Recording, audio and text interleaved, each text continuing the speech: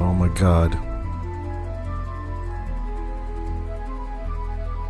Oh my god. God, that damn near put me to sleep. That is a sleepy sounding track. That's okay though. It sounds like dinner music. Anyway, welcome in. Oh, you can see the new community post on my wall, friends. Hello, sweet tea. Good to see you, by the way. Bonnie Randall's in my chat. What is delayed report to conceal a crime, friends? A delayed report occurs when a person with knowledge of a crime, such as a disappearance or death, intentionally waits before contacting authorities. This delay can serve several purposes. Evidence concealment, which allows time to hide physical evidence, example bodies, clothing, or forensic traces, or stage a scene, for example, to suggest an accident or abduction. Narrative construction provides an opportunity to create a consistent story among involved parties, reducing inconsistencies that could abuse or arouse suspicion. Excuse me. Alibi establishment enables the creation of alibis or explanations for suspicious behavior, distancing the perpetrator from the crime. And also minimizing suspicion. By delaying the report, perpetrators may hope to make the incident appear as a random event, for example, wandering off, rather than a deliberate act. In a no-body prosecution, where direct evidence like a body is absent, a delayed report is critical. It's a critical piece of circumstantial evidence. It suggests the perpetrators used the time to obscure the crime, indicating consciousness of guilt. A key element in proving intent or culpability. Courts such as in R.V. versus Horvath from 1997, that's Canadian case law, R.V. Horvath, Horvath, 1997, if you want to search it up yourselves at home and read a little bit more relevant details into situations like we're facing with Jack and Lily here.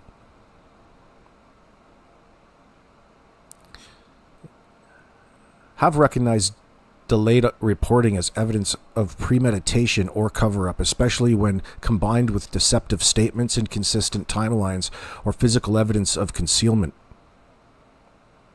So, this is a new case that I mentioned today that popped up while I was perusing.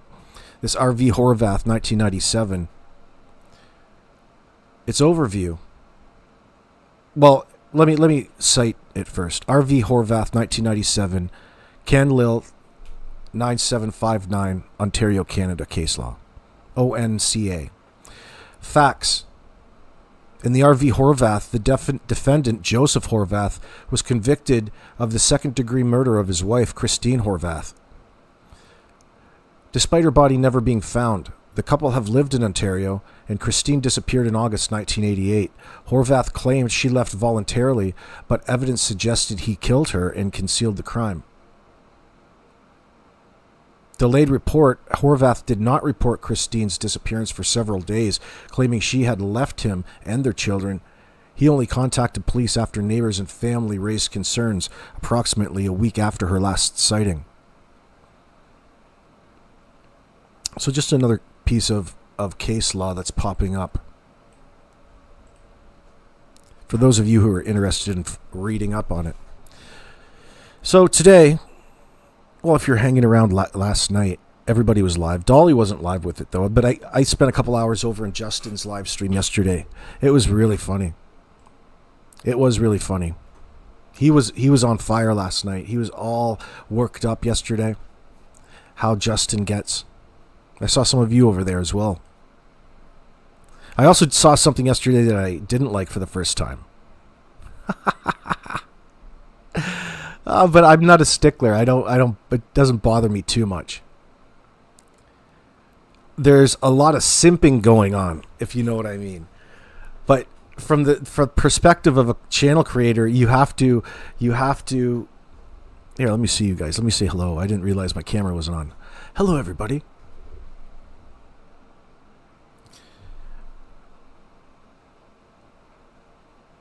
Let me finish that off. There's a fine line when you're communicating with the key suspects in a crime, and then you start trying to relate in front of a greater audience his philosophical thinkings. Like, it doesn't come across very well. It doesn't. Listen, don't do that again. That's so fucking stupid. That's my feeling on it. But do what you want. When you get hooked into these long conversations and you're presenting in front of an audience, and then you spend the next half an hour going on about how great of a detail this fucking suspect's philosophical blather is, and then wonder where all of the hate is coming from, like, I turned the channel.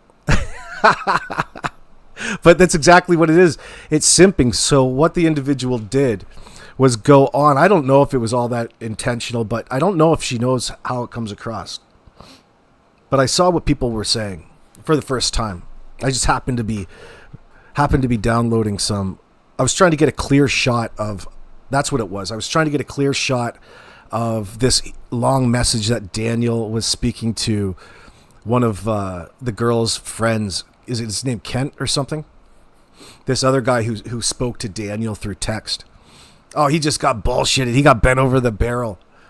Oh, shit. And then spent the next half an hour going on about how right he was in all of his philosophical viewpoints, which were twisted up analogies to cover up for, anything else. Like, it's not worth mentioning. You're simping. Showing a mesh, how should I say that? You're showing way too much sympathy for a person who doesn't deserve it in that circumstance. Now, at the end of all this, the only person who benefits from it is the person who's bringing it to you. Okay? You can justify anything under the fact of any sort of news is good news. Guess what, though? In reality, it's none of your fucking business. It's none of our business. What we want it to be our business. Like a statement earlier on in my chat from Layla, I'm not even holding it against you because I know what you feel. We all feel the same way. But you don't recognize what is and what isn't your business. It's not important for women to know out there what went on necessarily. I'd say it's a matter of public interest. You can argue that, of course. Of course it is. But when it comes to prosecuting them in a court of law, for people to get upset why the RCMP aren't letting you in on every little goddamn detail, and that's actually confusing you, maybe you're not ready for true crime in that sense. You guys know what the fucking problem is, and you can answer these things for yourself. Not that you're necessarily doing anything bad. But it seems to be an expression, an emotion that people always seem to love to express. And when you read them, and enough of them, you start to think that people are actually believing this. Like, come on, guys. You guys fucking know better than that. Anyway. But I'm not even holding it against them over there. I just clicked in at a bad moment, maybe. Fuck me. So that came from these particular messages from Daniel. Between Daniel and a friend of the show in that sense. Oh, congratulations, guys. You guys really latched onto something special. You're the only ones that are making it special at the end of the day. Okay? Nobody else. That's what you chose to do. There's many of us out here who've been in that position already. You get suckered and wrestled into all of this, and pretty soon, in order to get another successful run in a continuation of whatever you feel is success in that moment, you continuing finding justifications and ways, and pretty soon you're telling a bunch of people in an audience, okay, to start really trying to relate to this brutal fucking child murderer. All right? And you can hide behind that you really don't, but you know, innocent until proven guilty. That's for the fucking courts, son. We got to get there first. You're putting the cart way before the horse. That's not for us. You want to save yourself. The writing's on the goddamn wall, and talk about the situation realistically instead of trying to compete for another goddamn, another kick at the can when it comes to them trying to cover up their fucking story. Like, how long are you going to go with this? It's always going to get even more inconsistent. We're there. Stand up for yourself. Have a little integrity and solidify your standing wherever that may be in your own presence, in your own mind here. You're not competing with anybody. You're not doing anything except simping for a fucking child killer. Let that be the fourth thought in your minds. All right? And let that direct. Okay, so you can't be up there and you're for Jack and Lily, two murdered children who are being fucking exploited all over the place. It's not anybody's fault out here for talking about it. So that, of course, my little rant there is just simply in response to showing Daniel Martel excessive sympathy. He has this little room of people who are obviously kin to him, related to him, talking about how good their own, families are, trying to get their, what they call 15 minutes of fame. There's notoriety. There's people that are already out there going to be wired to believe them no matter what, especially considering the fact that they don't want to believe that a person in their immediate family, or there's some sort of reasonable explanation as to how he couldn't have brutally murdered these two children. Show me some evidence that suggests he hasn't, please.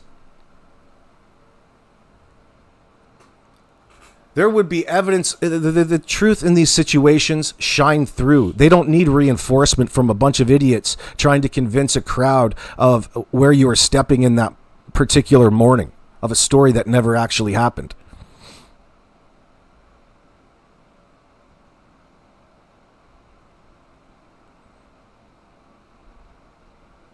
Anyway. Oh shit, this particular shot on your screen stood out to me.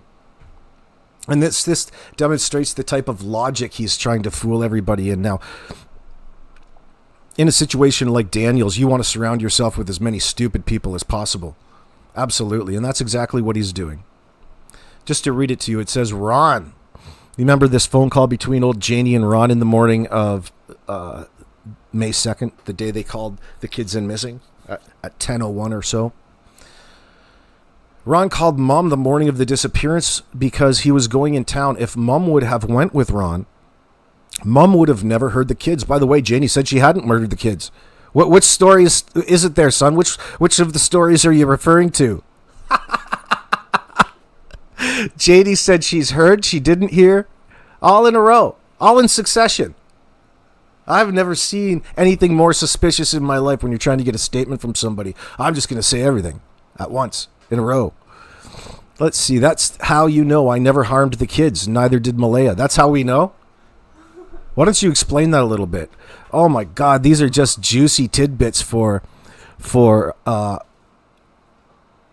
investigators up there using the peace method, of course. And we're exploring that in the background. She's laughing too. She thinks it's pretty funny. Now, hold on. Good to see you, Phoenix Files.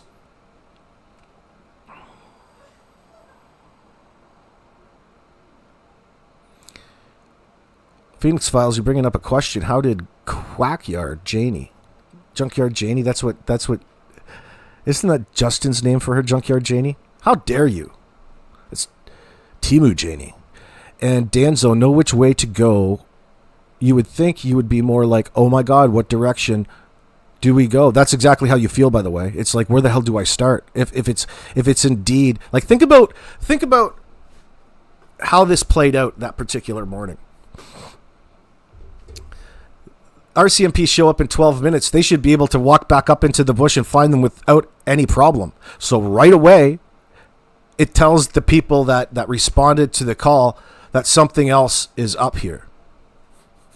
But these idiots never want to come out and really tell you that somebody has my fucking kids. That would have been out a long time ago, like right away, okay? Not months down the road after we've all been through your crap and laughed about it. We've rejected any sort of statements from you at this point. Don't believe a word these people have to say at this point. We're at that point. It's not you, it's them.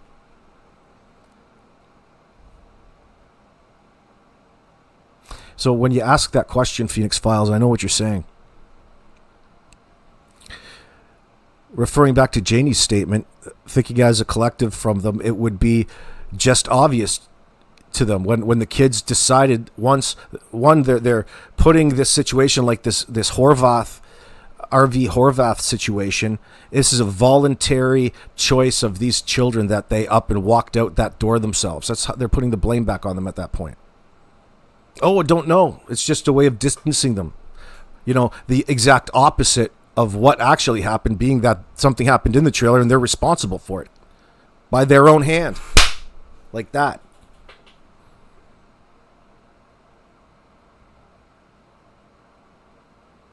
No, the fact is they want you to think that the kids wandered off into the bush. And at the same time, they come out and say that they don't believe the story that the kids are even in the bush now. Meaning, from their perspective, therefore, somebody else has to have them. No. That's right away. That's right away, stupid. Right away. And there'll be evidence of it. And guess what? If that was the case, you wouldn't be so itchy to conceal and hide and protect all of this information when it comes to saving these two kids wherever they are at this point in time. And they're not too far away.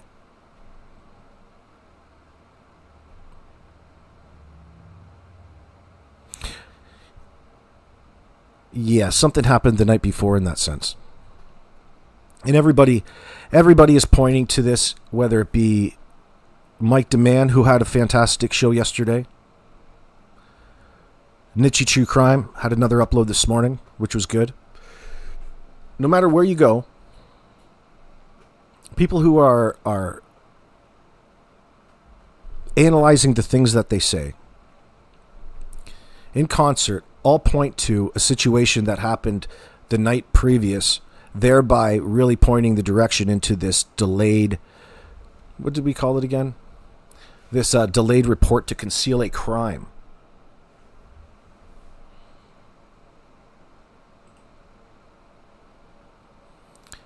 So to explore a little bit of a possible what happened Thursday night, we've got to explore the events. The disappearance, and I'll read you a little bit. Of what I've prepared in the back here. So the disappearance of Lily Sullivan and Jack Sullivan from their home in Lansdowne Station, Nova Scotia on May 2nd, 2025 has raised significant questions about the events of Thursday night, May 1st, as a potential time frame for their disappearance. Mike DeMann's analysis, we've gone over that, some of it, and Niche's live stream, I've got a couple of hers, so basically all of the fantastic highlights and the scrutiny all together in one place. And these transcripts, and analyze them together. Doesn't mean that everything is 100% correct. We already know that they're lying. It's just a matter of figuring out the areas in which they're trying to conceal. And that, from our perspective, should be fairly easy. The things that they really don't want to suggest or talk about.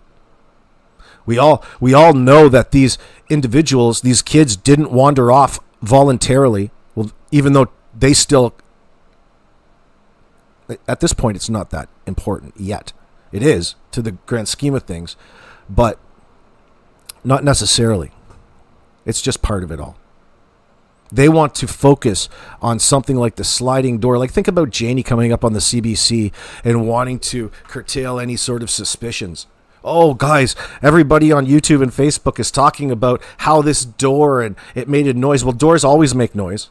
Well, why is it so important that she sits there and focuses on something so trivial? Because it's an opportunity for her to impress upon the audience that this was some sort of voluntary action and you're already analyzing some of the evidence from something that didn't happen. It's a bit of a psychological trick on the audience in that sense. She's picking something selectively because that's really not what's bringing her concern about the things that people are saying online, is it? Nobody really gives a shit about the sound of the door. It's just one of the parts of your story that stand out to us, and it was an opportunity for you to spin that back onto the poor kids in this circumstance and make it a voluntary action that you want the RCMP to believe led to them not being able to find their way home again. And now all of a sudden you don't believe that story. So which one is it? They had a voluntary, you want us to believe that they voluntarily went outside buck naked. You had no idea what they were wearing. And even in these messages, Daniel says that it's not important. What they're wearing isn't important. It was only important for that particular day, so that they can physically ID them, identify them, and distinguish them from the other missing kids that are out there. What about months down the line when somebody's walking along and sees like a brown, white, weird-looking backpack half submerged in the ground? How is he supposed to identify it? Based off no description? It's not important. Think about the shit that comes out of this asshole's mouth. There should be no need to be out even interacting with people. Because one, it's an obvious situation from the perspective of the public where these people aren't presenting themselves as it being a legitimate situation. And when they admit that it's not a legitimate situation in which they presented, they want to also feed you all of the other possibilities just to, confuse you in that moment. The truth is the truth. Reality is the reality. You shouldn't have to prove anything to anybody. You need the RCMP to clear you. And guess what? If you were actually cooperating and this was a legitimate situation, you two assholes would have been cleared by the RCMP ages ago, because you would have had a genuine alibi that didn't stink to high heaven. You want to call it an alibi. You want to call it proof of some sort of proof that you didn't bring harm or have nothing to do with this. No, dude. You're subscribing to anything that you say, is going to ring true. Nothing about what you say in this circumstance rings anywhere close to a person who, one, cared for children, two, enjoyed parenting, was looking after the children. Everything about the situation reeks of resentment, control, substance abuse, physical abuse, punishment, yelling, treating Jack and Lily as second-class citizens. These are the things that these assholes don't want to talk about. So what the fuck is going on these other channels where they want to interview them and talk about and go over and over and over and over the same false fucking narrative every single day, every single time? That's bullshit. That's not important. That's important to bring the situation from the perspective of the guilty parties into a face where he's just another face in the crowd, where he's accepted in that sense, and everybody's out there accepting all of the possibilities based off of the bullshit that he's brought you. That's not critical thinking. Hiding under the guise of this is for Jack and Lily, and yeah, it's all for Jack and Lily. But so is being observant and well aware of what it is you're exactly looking at here. There's no possible way that this son of a bitch didn't have something to do with it.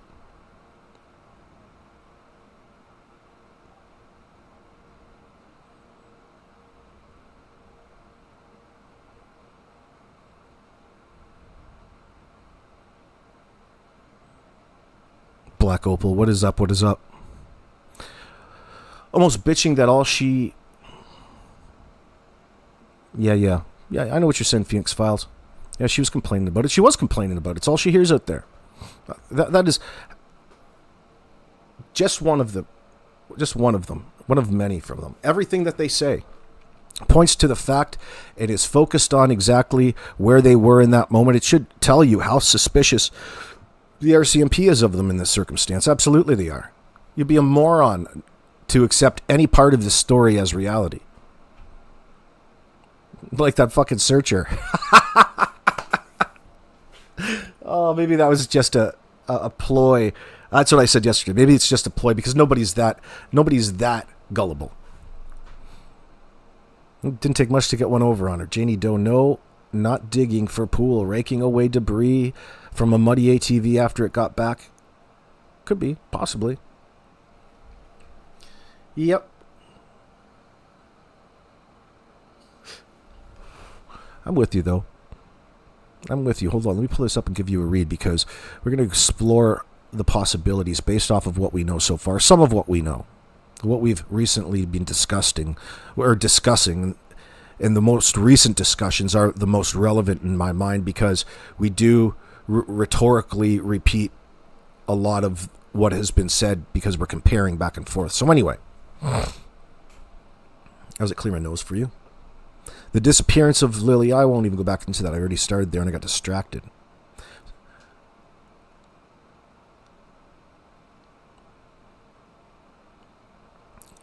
Yada, yada, yada suggests that Thursday night is critical, pointing to timeline inconsistencies, deceptive behaviors, physical evidence, and investigative gaps that indicate the children may have gone missing earlier than the reported Friday morning. By the way, this fucking idiot, Daniel, is out there telling you and bragging about how he's the one who's bringing evidence, and all of this sidestepping are the exact same routine. They don't mean that you're not a suspect. Well, you can be as helpful as you want. Suspects are helpful. You have to get the information somehow, Daniel. All of this rhetoric about him volunteering up DNA and they all accumulate into their totality of this, like he would have another, he doesn't have any other choice in these circumstances. You're going to be subjected to the rules of law. Just because you volunteer up a phone or a wallet or all of your banking information in effort to try to find Jack and Lily, you say, that's rhetoric. That's nonsense bullshit because you didn't have another choice. It's just an attempt to escape your guilty feelings and knowledge in that moment and avoid the question in that circumstance. They're not examples of therefore logic for you. You want people to think, oh, he can't be guilty of this. He volunteered up all of these things for the police ahead of time. Like, what kind of moron thinks that way at this point in time? A person who's guilty, number one. There's nothing that he has brought that would suggest he's nothing but 100% guilty of first-degree murder in this circumstance. Absolutely.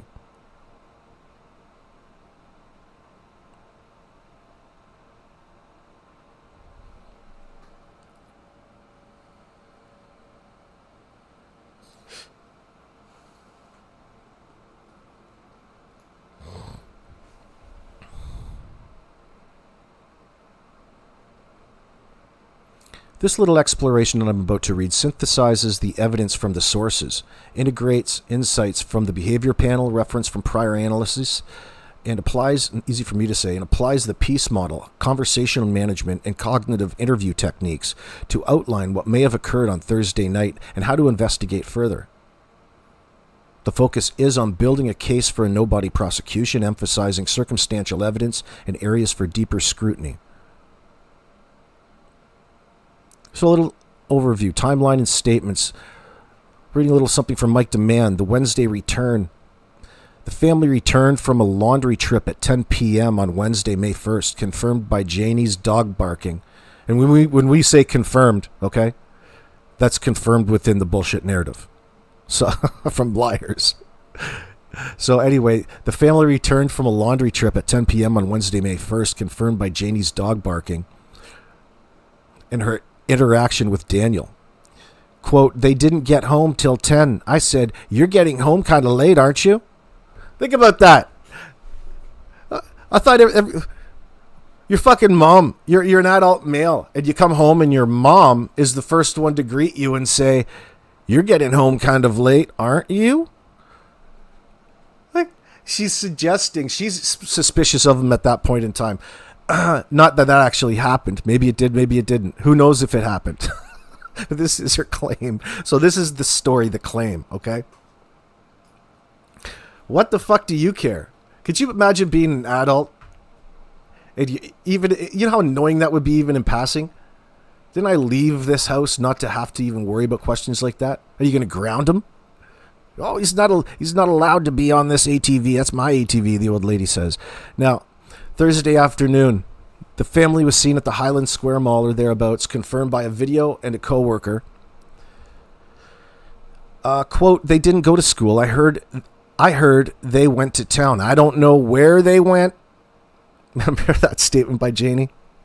What they bought? You think by this time, okay, by the time you were going to repeat that story, that you would have figured out what it was that they were doing rather than just continue to deny, especially after you tell them that you were inquiring already. You're getting home kind of late, aren't you?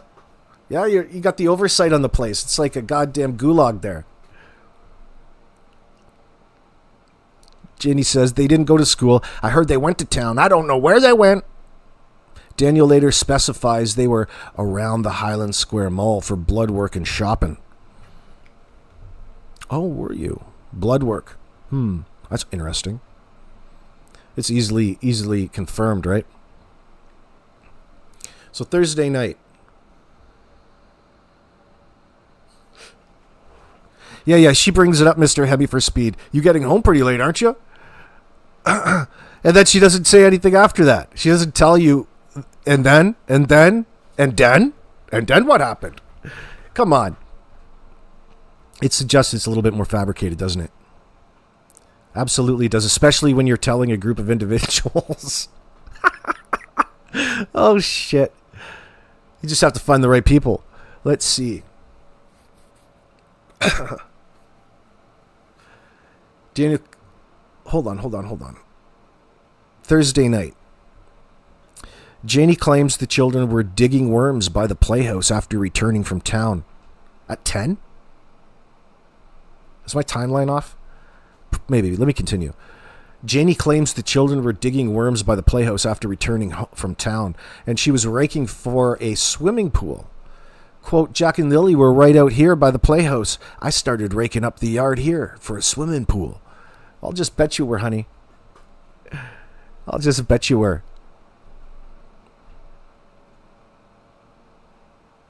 How about throwing a coat of paint on that old fucking trailer first? Spruce up the joint a bit. Daniel claims Malaya put the children to bed around 7 to 8 p.m. and he flicked their light on and off at midnight, confirming they were sleeping. Like you do. You put the floodlights on the kids to check if they're actually asleep or not, do you? And what happened? And they were asleep? That's it? I don't believe that for a second. Who checks to see if kids are sleeping by trying to wake them up?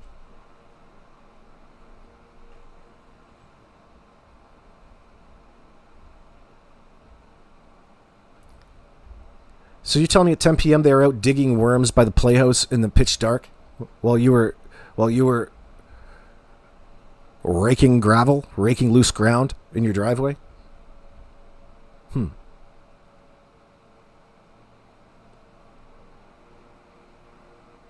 Malaya put the kids to bed around 7, 8 p.m. and he flicked the light on and off at midnight, confirming they were sleeping.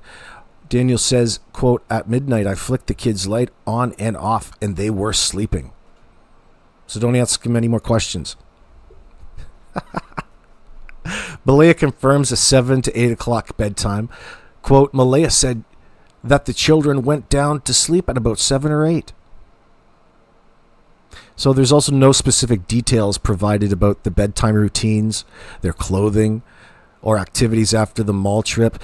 Can you fucking believe how stupid he is at this point? Holy fuck. He goes on about, at this point, after it's like, it's okay to forget. Like, if you ask me right now what my daughter is wearing at any particular day, I probably couldn't tell you. It's always a cycle of things. All kinds of clothes throughout the day, especially with kids. I know we had this. I have to check the laundry. But in this circumstance, this idiot, the suspect, just straight up tells everybody that it's not important. It's not important what they were wearing.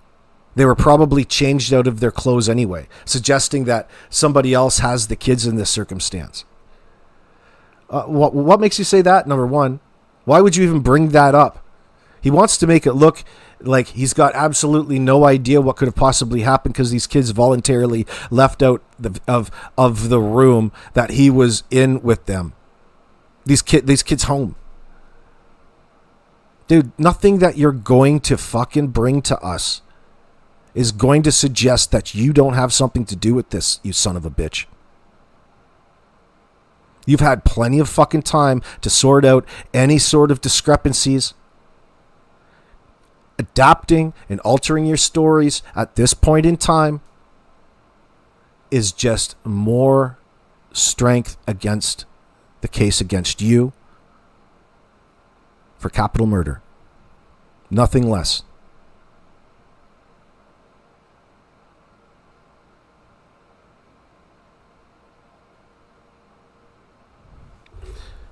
So another demands comments Thursday or demands transcript Thursday night bedtime. Daniel reiterates Malaya put the children to bed and they were sleeping in their clothes, which he claims was normal if they were tired. Sometimes they would. It all depends on how tired they were. Malaya put them to bed. Depends on how tired they were. It depends on how tired the kids were, depend on what it is that they wear to bed. Demonstrates a lack of routine.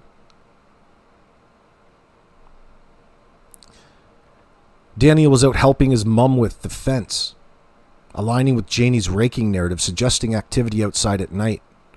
The lack of sensory details, like what the children wore, room conditions, and Daniel's vague midnight check suggest fabrication to place the children alive somewhere, as opposed to it actually being true. Listen, at this point in time, he should be well aware what the kids wore that particular day, the night before. He's had plenty of time to sit on it and come up with it and figure it out. To continue to say that you've got no idea is working against you in a hard way.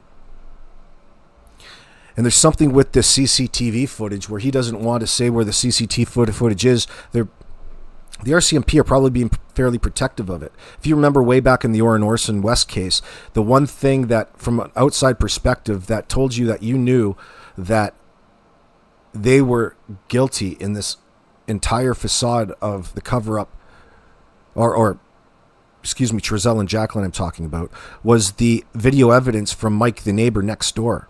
And wouldn't you know, it was that evidence that they used in court against them, proving to a jury of 12 that their stories were completely different than really what had happened, that you could see just from the neighbor's security. We don't have that in this circumstance. We've got all kinds of other video surveillance that's going to speak to the same note against these son of a bitches.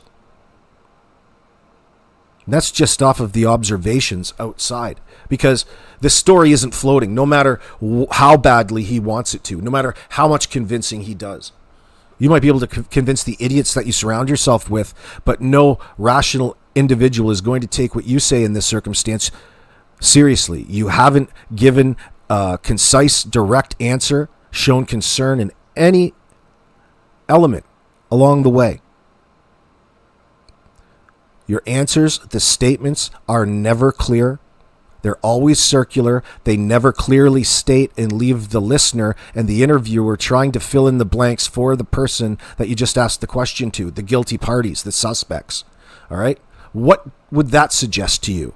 Above and beyond anything else that they say at this point, they've brought nothing else to the point, and this was their very own lives. This was the very own lives. You know, at the end of the day, I could tell you what I did last night down to every last second of minute, because there's evidence on it online, because I spent way too much time on it. I could have showed you my YouTube listen history. Doesn't mean that I wasn't out unaliving people, but at least you could tell you what it was doing. There's none of this to fill in the blanks, to suggest that whatever it is, here it is. If it's that important to showing you, why would it be that important to proving to a bunch of randos that he's innocent in this circumstance? He's not. He's not.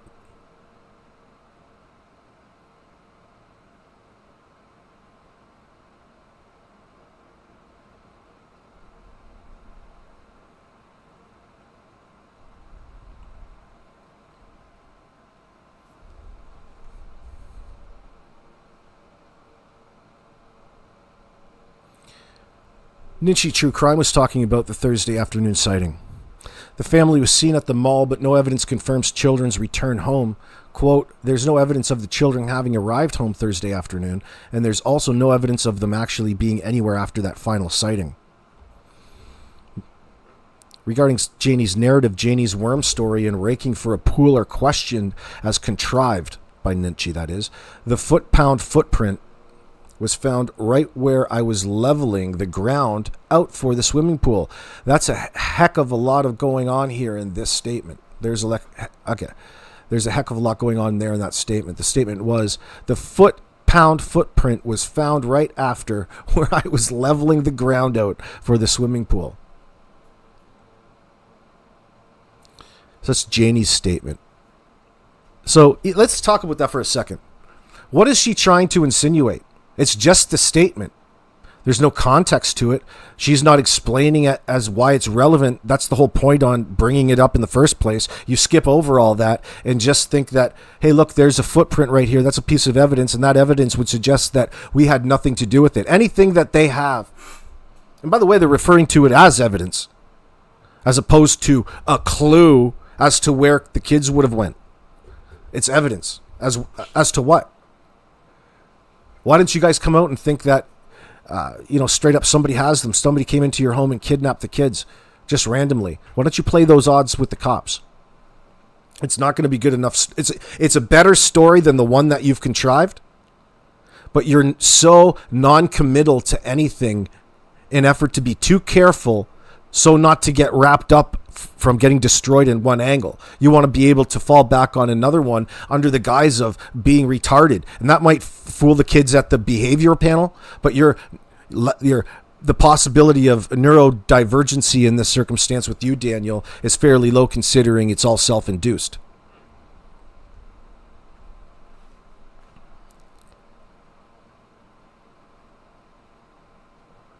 So the behavior panel referenced referenced Thursday too. Daniel's emphasis on Thursday mall sighting and hesitation, not the night before, when asked about a party, suggests withheld information about Thursday night. The panel notes his cooperation but flags narrative control, aligning with suspicions of a cover-up. Key observations are the late Thursday afternoon mall sighting confirmed by video is the last verified sighting of the children with no evidence of their return home. You think that would be very important in your goddamn story, you stupid asses? You know the whole point is they want to verify that those kids made it back there alive, and you're offering up no such help in that sense. You would have had a clear, plain, open answer. What would you be hiding? What would you have to need to hide in that sense? What a guy. I see Apollo W. Good to see you. The Thursday afternoon mall sighting confirmed by video is the last verified sighting of the children with no evidence of their return home. Janie's raking and worm story, Daniel's midnight check, and Malaya's vague bedtime claim lack corroboration and detail suggesting a constructive narrative. Fuck it, I would say. Hell to the yeah. The timeline gap from the mall trip afternoon, and think about it, it's August when we're coming up with these things. And these aren't questions. Hey girls over at Crime Stories, as much as I love you guys, these are all not questions, they're accusations. We don't need to ask Daniel fucking anything surrounding the questions. The fact is that all of this should be out already. It's August. Oh, I wonder what old Danny has to say about this now, that now. This whole back and forth is fucking garbage. This dude is a child killer.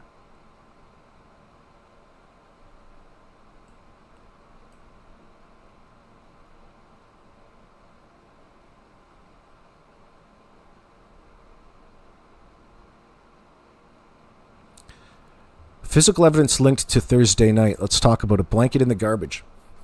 A statement from Mike Demands, I'm pulling this from. Timestamp 3420. Daniel and Justin did go to the garbage and showed the RCMP the blanket. I seen the day that Daniel put it in the garbage because I told him not to bag it too heavy. God knows.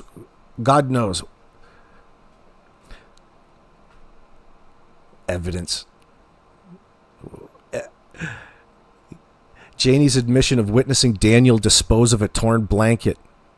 Let me read that again. That was Janie's. This is Janie's statement.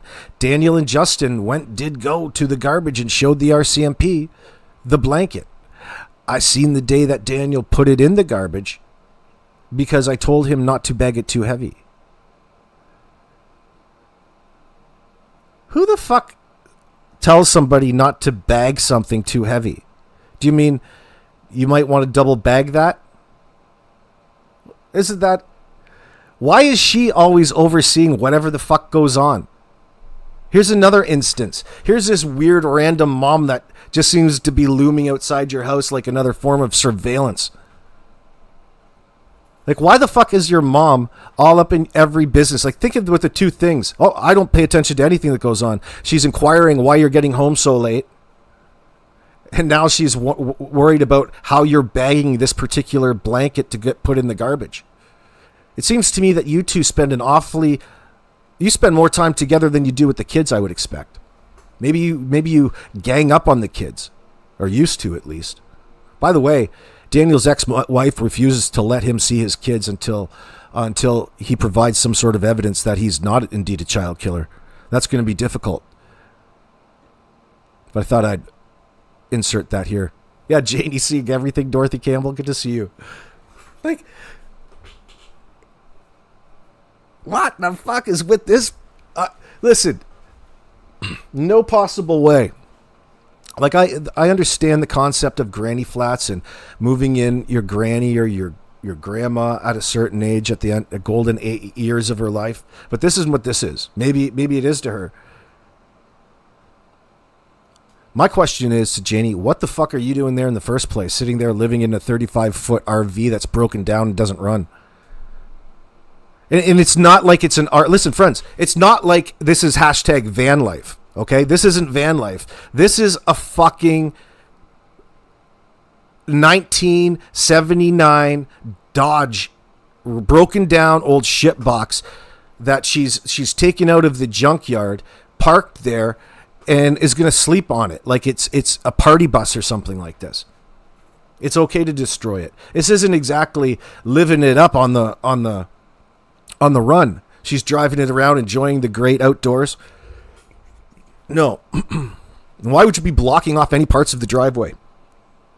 Stupidest idea ever. Driveways for vehicles. Get bigger vehicles, get better vehicles. Not that you have to worry about that.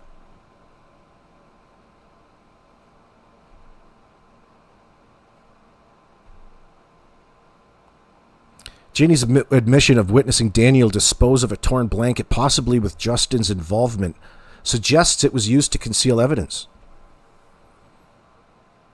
Like, for example, wrapping bodies. The timing of the disposal is unclear, but aligns with Thursday night suspicions. The blanket's presence in the garbage, especially if torn, indicates an attempt to dispose of evidence potentially linked to an incident Thursday night. So the coat and shirt in the car. The statement from Mike's, one of Mike's live streams yesterday, the earlier one, or the older one.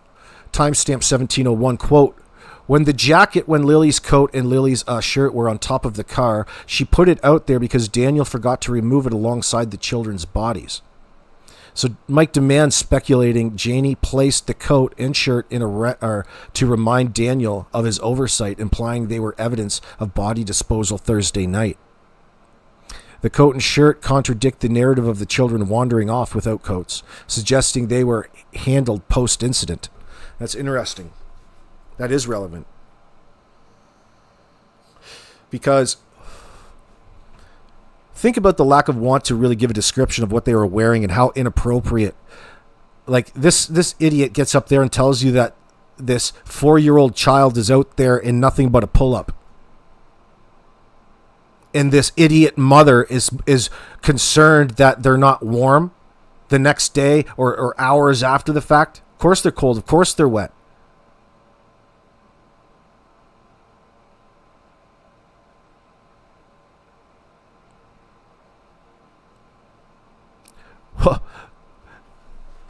Maybe it's a situation where he can't say anything because he has these particular coat and shirt in the car, and that would get him down the wrong track. Well, you can't rightly put them in the coat that you have in your car, right? You can't put the bodies and say, oh, the kids were wearing this, and all of a sudden, you know, the same identical clothing is being placed in your car after the fact. Uh-oh. Now that needs some explaining. Well, they have 2 of everything. Maybe 3 of everything. That'll come up. But that's the level of, listen, there's an answer for everything. Okay? When you're in front of the cops, not that I'm encouraging anybody to get there. Oh, welcome, Patriot Girl. He. Thank you very much for joining up. When you're in front of the cops, there's a theory from the criminal aspect side of it that the worst thing that you can do is say nothing.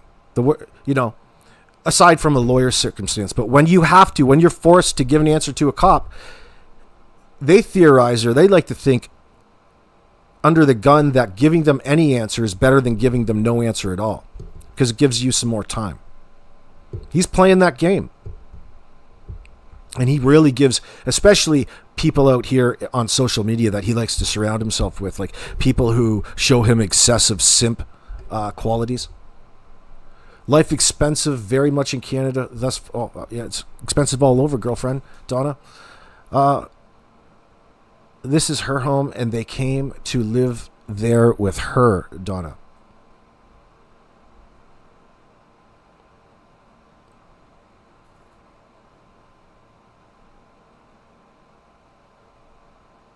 Yeah, I know how expensive it is. Amanda Graham, what I want to know is, why has everyone lied and lied and lied about the morning of May 2nd? Well, because, Amanda Graham, that they're responsible for the deaths from an incident suspected of being the Thursday night, May 1st, the night before, and they're covering up with a false story about the children voluntarily leaving the home, never to be seen again.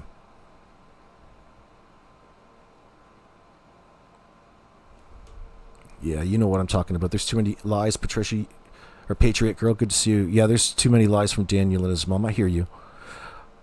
I wonder if they were asked to produce the winter coats to the children. Yeah, they would have still been in their winter clothes. Absolutely. Especially a 4 and a 6-year-old. But not like, listen, they had all kinds of time. How do we know, like a guy like Daniel, they didn't have any responsibilities. It was a holiday from school. They were probably extra neglectful at that point in time, getting high, doing their thing, not giving too much cares about getting the kids up the next day. So it was an instance of maybe cabin fever. Do you know what that is? They're inside that shitty old nasty trailer all day, surrounding each other all winter. Pretty soon you start to get crazy going around, all of these kids yelling and carrying on. The next thing you know, you've got fists flying. You've got hands choking. You've got headbutts. You've got kicks. You've got boots. You've got all kinds of ways that would have escalated into what now? What did it escalate into? Absolutely, it would have been murder. But we're talking 2 children here.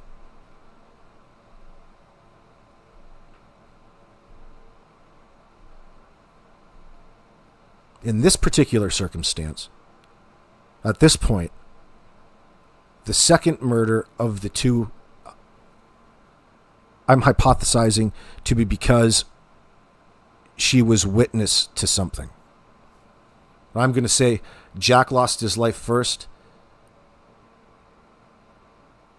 Lily second. Maybe.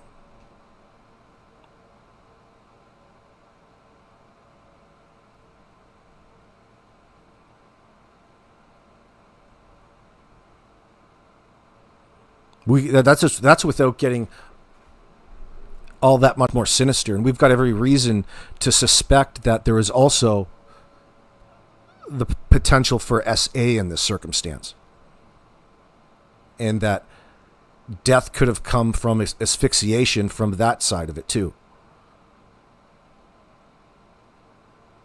Can't rule that out. I'm not saying that that's my primary thought, because there's much more violence in this household. How can it not escalate? Like they're in control of their emotions at every point. Fuck, they can barely keep it together on camera. They're crawling out of their skin. They're bothered and all wrapped up in their minds about all kinds of things, and the response is to spin a false narrative. Worried about what we're all saying out here on social media. Hey, here's one for you. You listening, Daniel? They're going to get you in prison, boy. And personally, I can't wait for this perp walk.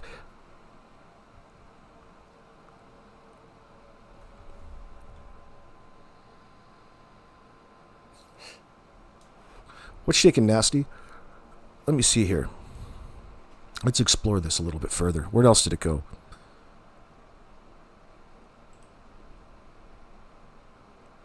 So is Mike DeMann speculating Janie placed the coat and shirt to remind Daniel of his oversight, implying that they were evidence of body disposal Thursday night. The coat and shirt contradicted the narratives of the children wandering off without coats, suggesting that they were handled post-incident. So the boot print and raking. Mike was talking about this at 5:38. Quote, I started raking up the yard here for a swimming pool that she was raking in the middle of the night when it was pitch black outside. So Janie's claim of raking at night is implausible and suggests concealment. Example, covering tracks or evidence. The boot print in the raked area is suspicious, possibly linked to body movement. Bopping over to timestamp 1326 of Nietzsche's True Crime video from yesterday, I think it was. The footprint was found right here when I was leveling the ground out for the swimming pool. This Nietzsche noting the boot print's location as significant, aligning with Mike DeMann's cover-up hypothesis. The raking and boot print suggest activity to obscure evidence, likely Thursday night, given the timing and weather, which was rainy.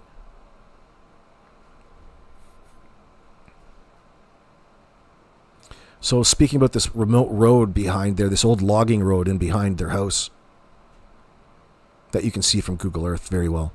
Timestamp from Mike, 4:38. The quote, driving back, the road can only be accessed by ATV or four-wheel drive, a back road where there would have been no cameras. So Daniel's mention of a remote road suggests a deliberate choice to avoid detection, possibly for body disposal Thursday night. The evidence of Daniel's vehicle on this road, for example, the tire tracks, could indicate a disposal attempt. Talking about behavioral cues and deception from Janie's narrative. Janie's derogatory language, talking about them like they're dirty animals. We were listening to that yesterday on Mike DeMann's. And precision for verifiable evidence or events. Versus the vagueness for Thursday night suggests deception. So they have all kinds of key evidence and remember things except for the time frames in which they don't. Like the moments surrounding this fabricated story, or the story that they came to the RCMP with. Pauses and stuttering over disappeared. Nietzsche's picking this up. Pauses and stuttering over the quote word disappeared. Her brain has hit the pause button and said that no, that's not what happened. Indicate Janie knows it wasn't a disappearance. She's talking about, that's Janie's behavior suggesting she's concealing an incident, likely Thursday night, supporting a cover-up. And it sounds like she would know. She sees everything back there. Let's see. Old Daniel's narrative. Daniel's use of never, or, quote, I never seen the blanket, evasive responses, quote, I really hope not, and unnecessary details indicate deception and knowledge of the children's fate. Daniel's defensive posture, quote, people point at him, and vague midnight check suggest he's hiding Thursday night events. Nietzsche's talking about Daniel's overemphasis on the Thursday night sighting. Quote, the most important thing for people to know is they were seen on camera, end quote. And pauses suggest narrative control. Sure it does. It also suggests a lot of that he has no idea what's on that camera. That makes me feel really good about the RCMP. The behavioral panel said the Daniel's hesitation, quote, not the night before, and in nonverbal cues, for example, the lip compression from his CBC interview, indicate withheld information about Thursday night as well. Daniel's deceptive behavior suggests he knows the children were harmed or disposed of Thursday night. Both, probably.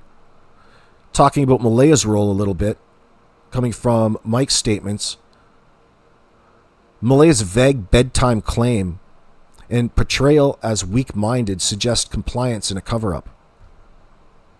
Yeah, she should certainly look weak-minded in front of that camera. Ninchi suggests Malaya's contradictory actions, quote, she instantly went searching, also instantly called 911, and emotional language. By the way, everybody, hold on, pause on that. So already Daniel, last night in his most recent conversations that people are going through, have altered the narrative that should never change. All around why he's putting himself around people who are claiming that Daniel's never changed his story. Well, bitch, Daniel consistently changes his stories. You have to be an idiot to walk around saying that Daniel hasn't changed his story. He changed it last night, especially when it comes to the sequence of events before and during this little incident, before you called the RCMP, and who called and where they exactly were, because out of all of your statements, people are able to place you in the back logging road. Janie's got a sighting on you. You've got 3 people telling you within this short amount of time, you guys should have been all over these kids. You can really rule that scenario out, and there's no reason to be thinking about a stranger abduction. None at all. Stranger would need a vehicle. You would need a vehicle to transport the kids, and that would have been easily obtained. A lot easier than we are now. Do you know what really put the kibosh on this stranger abduction theory from the RCMP perspective? That should be an easy answer to you all. The fact that their story makes absolutely no sense. If they couldn't find the kids, then you don't rely on their word at that point. Everything else is on the table. But there's no evidence suggesting a cover-up, because these the mother and father, Malaya and Daniel, the stepfather or boyfriend, have all kinds of other things to say about what really actually happened. It was only 5-10 minutes. They were right there. You know, they were indicating neglect at that point in time, early on.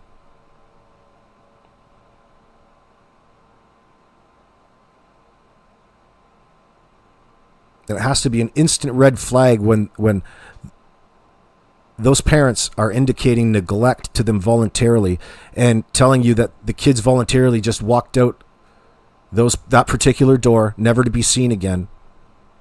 It's not going to matter what you say or what story you come up with. The fact that they couldn't find them, they were on the scene in 12 minutes. The fact that they couldn't go out and find them suggests something else happened. And when you reevaluate the situation and listen to what Malaya, Daniel, and Janie have to say, there's no reason to even think that there's a stranger abduction that had happened at this point in time. Do you know what, Layla? Human trafficking's high all over the fucking place, okay? All right? That's not saying anything. That's facts, not opinion. That's because somebody's telling you that. Somebody told you that. You're coming in my chat, Layla, suggesting that these kids were trafficked by some random stranger. You can leave. This has never, ever... You don't have to go that far wondering what happened. You're just believing Daniel. You're believing in the possibilities that something really did happen because you don't have all of the information that's already available to us. Absolutely not. That went out the door as soon as, guess who? The parents started lying. Why the fuck at any point would either one of the parents in this situation lie? You don't have to look and consider anything else until you figure out why that son of a bitch is lying to you. Do you know why he's lying? Because he had something to do with it. It doesn't matter at this point what actually happened. He was responsible. He knows it. And that's where the charges lie. You don't actually have to ever come with the truth or reality about what happened to those kids to pursue charges on them. Ever.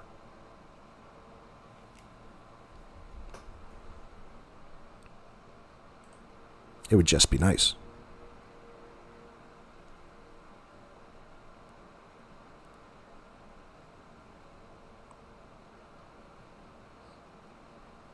So Nietzsche's observation, Malaya's contradictory actions, she instantly went searching. She also instantly called 911. And emotional language implying multiple bad nights point to Thursday night involvement. Malaya's lack of detail and compliance suggests she's aligning with Daniel's narrative, possibly concealing Thursday night events.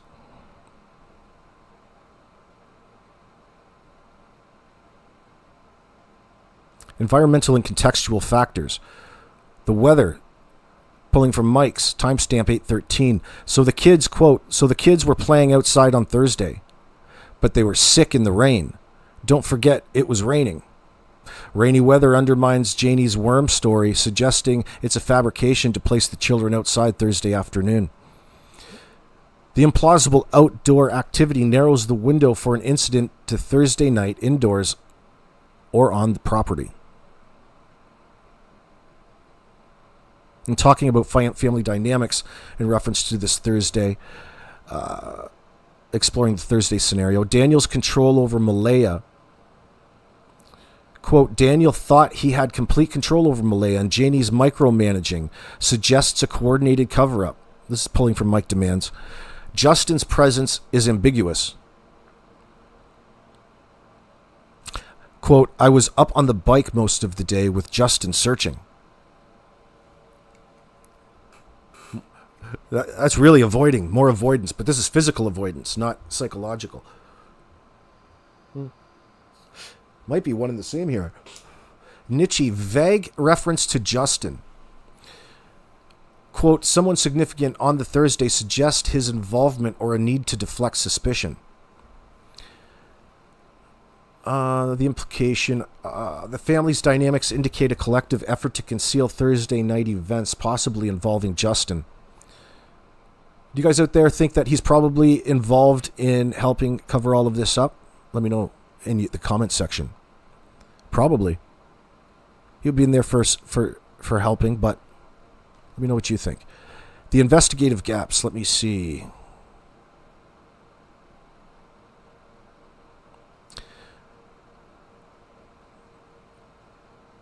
People were talking about some of the oversight, the RCMP oversight. From Mike Demand mentioned the RCMP failed to probe the blanket coat on Thursday night. There's a picture floating around of her car on the back of a tow truck. Yeah, I've seen that. That would suggest that they towed, or they brought that to the yard. First of all, if you actually had to tow that, car as a private individual, you would go for the cheaper alternative, especially a person who didn't want to spend money that way like these two. They don't have any money. So why are you going to flatbed that thing out there? The cops will flatbed it back to their lot to check it out. So nothing's it's less riskier in that sense. But it's twice as expensive, usually, unless you have a deal. Nietzsche says the RCMP's fixation on the 8 a.m. timeline ignored Thursday's evidence. Quote, not once did that dispatch audio, there's mention of a revised timeline. Not once on the dispatch audio is there mention of a revised timeline. So pulling from Mike Demands, Daniel's focus on search details. Quote, he has so much presence of mind to pay attention to all of these details, suggesting a distraction from Thursday night, right? To over-explain the circumstances surrounding his false story. That's true. The lack of scrutiny into Thursday night allowed a potential head start for evidence concealment. Hypothesized Thursday night events. We can generate a plausible sequence of events for Thursday night, including the afternoon mall trip. The family was seen at or around Highland Square Mall, 4 p.m. per Mike. Well, that's where I got the information from. confirmed by video and a co-worker. No evidence confirms the children's return home that we know of. In the evening, around bedtime, Malaya claims the children were put to bed at 7 to 8 p.m., possibly in their clothes. Possibly. Can you believe it? Uh-huh. Daniel claims he was outside helping Janie with the fence, and Janie was raking for a pool. The lack of bedtime details. Boy, it's really something. You think that you assholes would get something done around there. The lack of bedtime details suggests a false narrative, I would say. Especially when it's August, okay? It's August, and then Daniel comes out with this claim that, oh, by the way, yeah, I checked. I did put my head in there and turn the lights off and on now that you guys brought it up. People have been talking about this since the get-go. So it takes 3 months for Daniel to say that and verify that he verified their locale at midnight in those beds at this point in time. That's bullshit. That's bullshit.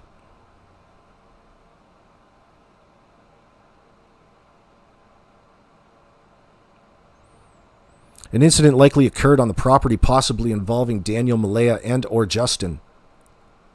The blanket, torn and disposed in the garbage, and coat shirt, which was on the car, suggest evidence handling. Evidence against you handling, we'll call it, Daniel. You know what that is? That's not evidence that some random stranger came. That's evidence against you. Anything else would be a clue. Heaven's sakes. An incident likely occurred on the property, repeating myself, possibly involving Daniel, Malaya, and or Justin. The blanket, torn and disposed in the garbage, and coat shirt on the car suggest evidence handling. Janie's raking at night may have been to cover tracks or a boot print. So Daniel's claim of checking the children at midnight is likely fabricated to establish their presence. His use of a remote ATV road suggests a disposal attempt.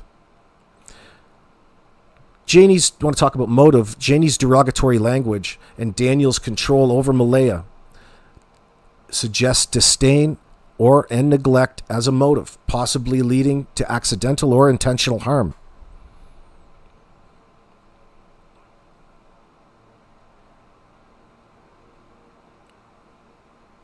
So it's just exploring a little bit of where we are, a roundabout way of where things are on that Thursday night right now.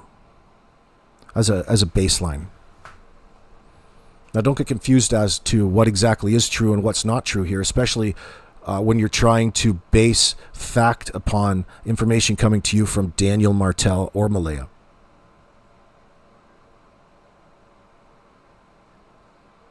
What's going on, Mama Angie? You love how last night it came out that Daniel said his dad and 3 uncles were searching too. More people to deflect with. Right on. You picked another one out. Put them in my comments section. Let me know if there's other ones that pop to your mind, because every time I look at this, there's something else that pops up. Like, again, he's contradicting what Malaya first said and has been stated about that particular initial timeline in the morning about where they were, okay, like where they were searching when the RCMP were called, who called, and when, who instructed them to call. This whole little scenario should be very cut and dry, clear, especially in an emergency situation. You know, it'd be pretty easy and not really worth talking about. It was me that called. Okay, moving on then. Rather than this, and it's not our fault. It's our jobs to sit here and focus and obsess over all of the lies and deceit and translate that into what that means on a bigger scale.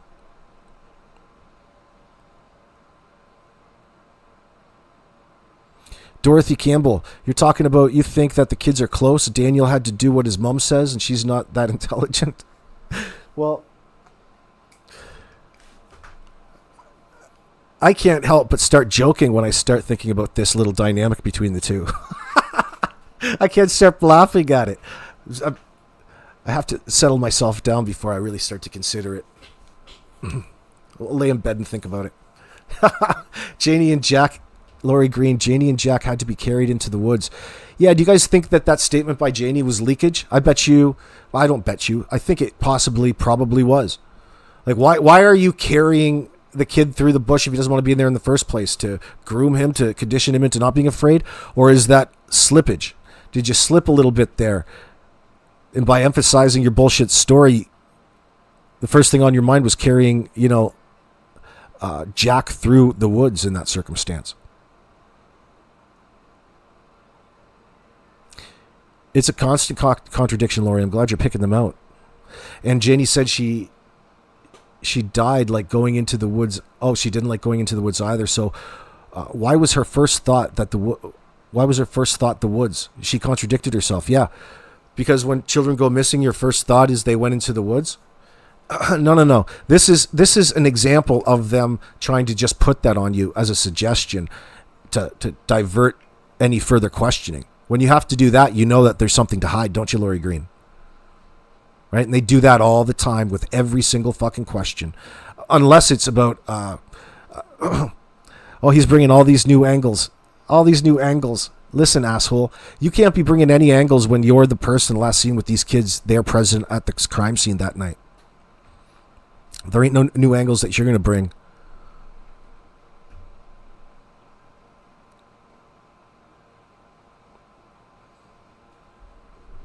Yeah, Spray, I don't know where you guys get some of this information. I don't know who you're listening to or what you're listening to. You need to, if you're going to be coming in here talking about stuff like that, not that I don't mind, but cite it a little bit. Tell me where you heard that. Because there's garbage out there. There's people that are, I don't know what the fuck they think. And they get all kinds of views. So somebody out there has to be believing some of the shit. And I'm talking clickbait, titles, there's no need to exaggerate in this situation. There's no need to jump ahead and put more than one horse ahead of the cart. It's just nonsense. You see some of these titles and claims that people are making with AI voices, AI narration. It's fucking bullshit. By the way, do you guys want to do a Summer Wells live stream coming up again soon? Let me know. Because I happened across a new few-day-old summer video with an AI voice talking about Jody Sue and how there's new evidence and all of this stuff. And it seems like such garbage and bullshit to me that it occurred to me that nobody's really talking about the case in a serious manner in that sense. But there's all kinds of things to say about that. Just let me know. Don't want to get too off topic.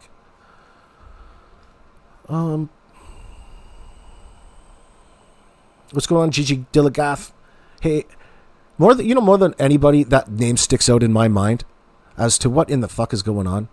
Not that I hate it or love it, but when I'm offline, for whatever reason, that name keeps popping up in my imagination. Maybe I'm like secretly in love with it. I don't know. Gigi Dillagaff. What in the fuck is that? Hey, AB, why the woods? Because that's their narrative. What do you mean, why the woods? Yeah, it's just the story that they came out with. But Janie, from her interview, is trying to put this flawed logic on the people that are watching, insinuating that that's why she is so focused on the woods. Because that's what you all naturally think when kids go missing. They must have went into the woods. After telling everybody that they were terrified of the woods.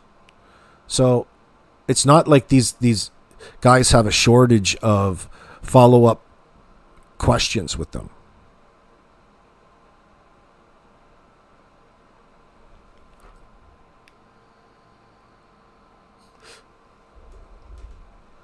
Yeah, you're right, Phoenix Files. That's the cops taking it back to their compound yard to do a forensic search on it. They'll give it back to you when they're done. That happens in any situation like that. I don't even know why they lied about it. Because, on the surface, why you would lie about it, having Malaya get it towed to some other person's house. Yeah, well, after it gets to the RCMP's compound for forensic searching, pulling all kinds of evidence out of that, there'll be something in there. Would suggest they want to avoid having a conversation about anywhere but or being out and about in their cars. That's what it would seem on the surface.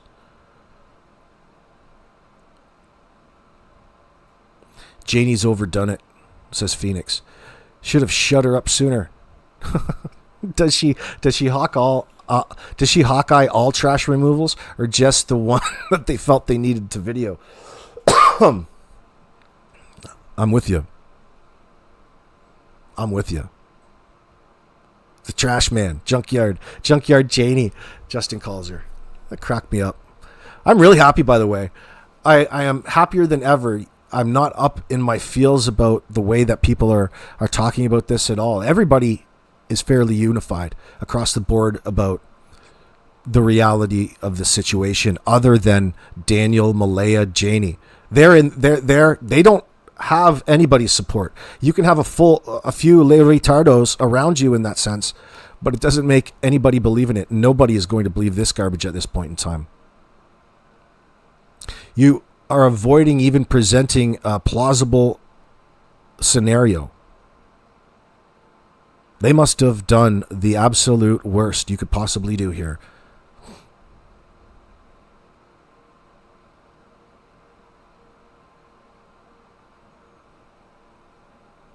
Oh yeah, yeah. You like Daniel's fishing photos? Those are some nice Atlantic salmon. I think that's what they are coming up the river.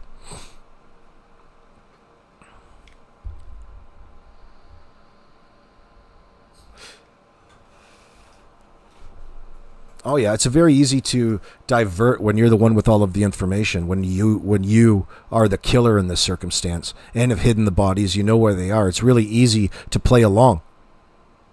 It's easy to play stupid, isn't it? But they really overdo the stupid in playing stupid. To the point where they confuse the behavioral panel, being neurodivergent. I love that. Gigi Dilligaff, welcome. Yeah, I don't know. Don't ask me why. Just one of those things. What I'm thinking about, I don't know exactly what I'm thinking about, but it's just these random names that stick in my head, and I don't know why it sticks in my head. But I appreciate you being a member. I wish I had a better story for you. It bothers me when I'm not it bothers me when I'm thinking about it. Why does it just pop in my head? Lori Green, yes, there's hiding the fact that they know exactly what happened. Absolutely, Lori Green, but tripping themselves up. As you do. Because they're feeling that they need to come and reinforce what should already be true. Hey guys, why don't you go to the RCMP and ask them to clear your names in all of this? Haven't you been so honest that they could just come up and clear your names right now? Absolutely. That's what you should be pushing for. Instead, you want to go to everybody out here ahead of time and try to convince them that you've got nothing to do with it. That's a dead cat. Dead cat bounce off the reality trend line. Let's see. Some people claim they claimed at 10 p.m. no one seemed home. Yeah, I heard that yesterday, Donna. Now, I'm always open for, it might seem like I'm closed off to these statements. I think I'm not closed off to them, but please cite some of them if you can. But I did hear that one yesterday, Donna. Some people claim that they claimed at 10 p.m. somebody drove around and it was completely dark in there. I mean, from our perspective, it's different from the actual investigation. I mean, that would be important to note. It would be nice to know. It would be nice to know if that report was made and if it was actually true, wouldn't it? But you never quite know. What does it indicate? Fuck, it's a trailer. I'm picturing like a pigtail with a 40-watt light bulb hanging from the ceiling. It's not going to light up all that well. Might put the headlights on the Dodge, on Janie's Dodge there. Last night, I read that neighbor saw children going up the tracks after midnight on the 1st. Said she found something on the hidden trail, so retired of the bullshit. Shelley Fraser. I think, are you referring to what Daniel presented in that? Oh, I appreciate you, Amethyst Girl. God bless you and welcome. Are you referring to Daniel or Justin introducing like another kid or two kids who were seen up in a search area and they're somehow trying to point suspicion to these new individuals that they're presenting to the public? I heard that as well. That's just another example. Find some more kids to go and blame, son. Any other kids around here that need some blaming? Welcome, Osprey. Oh shit. They're putting blame on all kinds of, yeah, well, I'm real suspicious. Though, never mind what makes you suspicious of the entire thing. Like, if anything, speak about context and then tell people the point. Don't just use the point as the context itself. It doesn't float. Welcome, Ashlyn. Who's buying all of these? Gigi sent 5 gift memberships. Thanks, Gigi Dilligaff, my friends. I appreciate that. It's very generous of you, Gigi.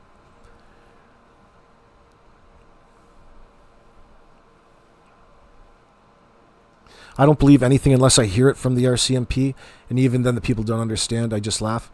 Tammy, keep your mind open. Don't believe anything.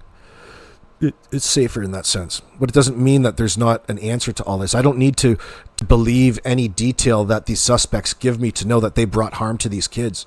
I just need to find my truths from an outside alternate source in that sense. You've got to verify in a different way instead of relying on giving that son of a bitch, Daniel Martel, the benefit of the doubt.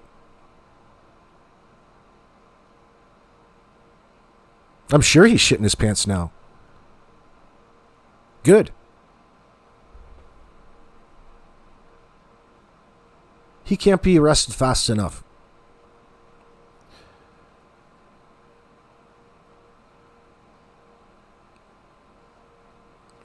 Hey, Bonnie Randall, I like your statement, but think about that for a second. Think about it first. You don't have to get any higher of a risk than the parents that were there to look after the kids in the first place. Don't have to introduce any friends, and all of a sudden the risk went up. The risk is up with the people who are set to protect the children. You're saying the friends these kids rolled with would have been high risk around these kids. No, that's not the way it's...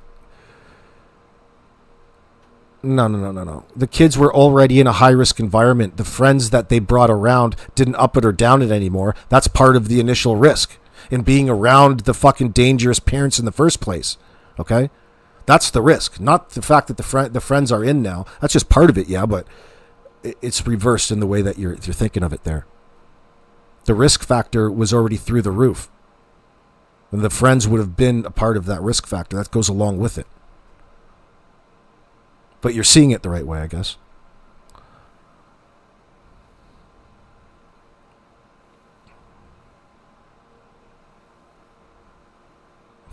Shelly. Does that apply to people who are trying to dispose and hide bodies? That $25,000 fine if you're caught in the woods? Even walking trails are closed? Oh, can't hide the body here. This trail is closed.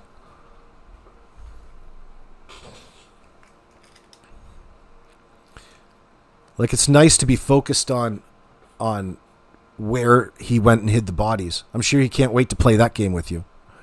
But it's not necessary to bring this guy to justice. Okay? We don't need to prove... Well, we need to prove things, but we don't need to have bodies necessarily to get a first-degree murder charge in this.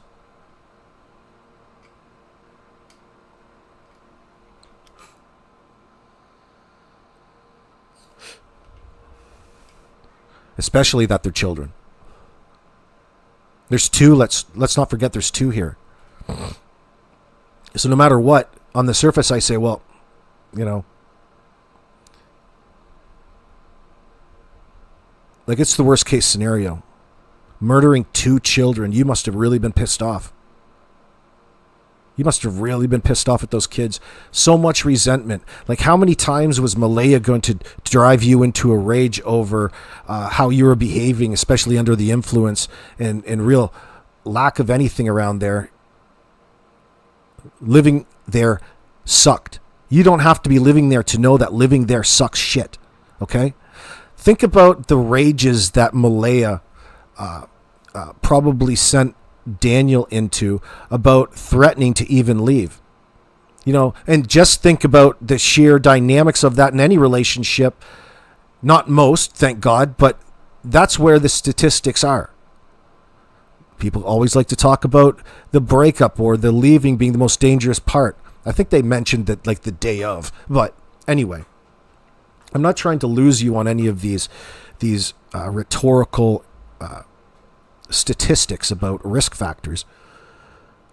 We're talking about this specifically, but it's very plausible and likely. Okay, we know that there's an ongoing back and forth, even 2 years in. Now that Meadow is in, it probably got a lot worse because of Daniel's genetic investment to Meadow in this circumstance. Really, when he's saying that when Meadow was born, Malaya discharged from her regular duties from the other kids and put her primary focus in on Meadow. And really what he's saying is that's justified, isn't it? So it tells me that he's the one that really is forcing that, putting more priority on Meadow because it is indeed his blood and it requires simply more of your attention. Don't worry about the other kids. They can raise themselves now. And who cares, by the way? Those are Cody's kids. They're shit. They're little fucking terrors. They're hell around here. They annoy us. And not to mention that this asshole is put in of all things, disciplining them. Like, what on heck are they doing around there? A 4 and a 6-year-old that would require you to be disciplining them. Everything's a learning experience, son. Disciplining them in this circumstance would mean that they're doing something, getting into something when he is preoccupied and not around and being interrupted to have to otherwise attend to parental duties that doesn't have any blood investment toward. They're not his kids. He can pretend in front of the camera all the time. And Malaya is continually made to feel bad that she has like secondhand resentment because of the shit that Daniel puts onto her in this circumstance. This fucking control freak. And that's even before we put the exacerbating factors in of the substance abuse. That would contribute to a psychopathic state of mind in that circumstance. Just the type of state of mind that it takes to unalive 2 innocent 4 and 6-year-old children.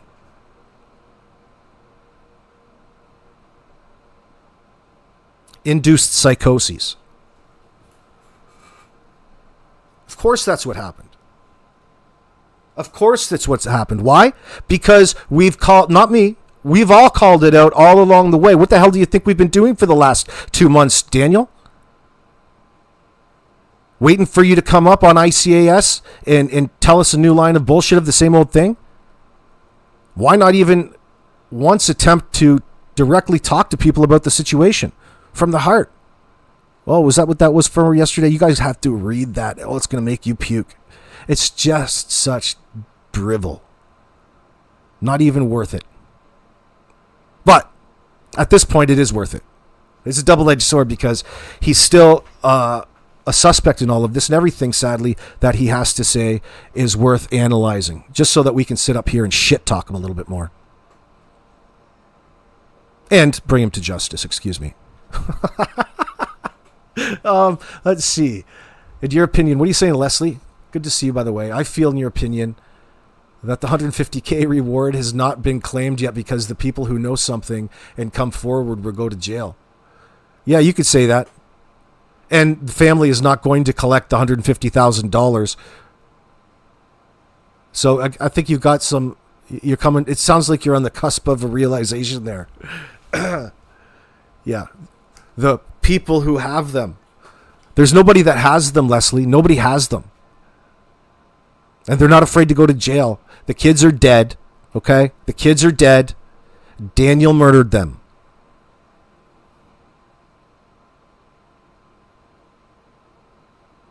And 99.9% of people out here know that. You don't have to have the RCMP. You can wait until the RCMP tells you that in a few years. But listen, that's what it looks like. You don't know why Daniel can't see Meadow and no Malaya? What the hell are you talking about, Banana Nana? You don't know why Daniel can't see Meadow? Probably because he's a child killer.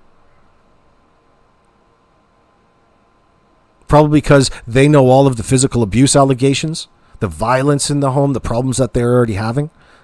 The suspicions about him being responsible for the disappearance at this point in time, in light of any sort of clear evidence suggesting anything otherwise. He hasn't been cleared by the RCMP, no help there. Everything that they have talked about would suggest that he needs, and if he's able to see Malaya, that it would be on supervised visits, which allegedly were happening in that sense. I think he shouldn't even have those, for Christ's sakes. That's not my problem.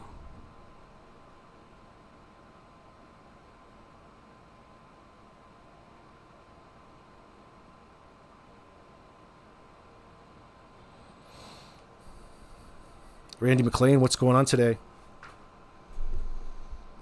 I would have to think that the RCMP are waiting for all kinds of different things to come in. That's what always takes all of the time, right? Not to mention the analysis of it, getting the information, then sitting down and coming to a determination. These things take time. I give them a little bit of break. I give them lots of breaks on that. Yeah, it sucks that we can't have the cuffs on them right away, but it's not the end of the world and it's nothing to panic over. Especially when you see so much inconsistencies. It's just an early indicator, my friends. Get your longs in on this.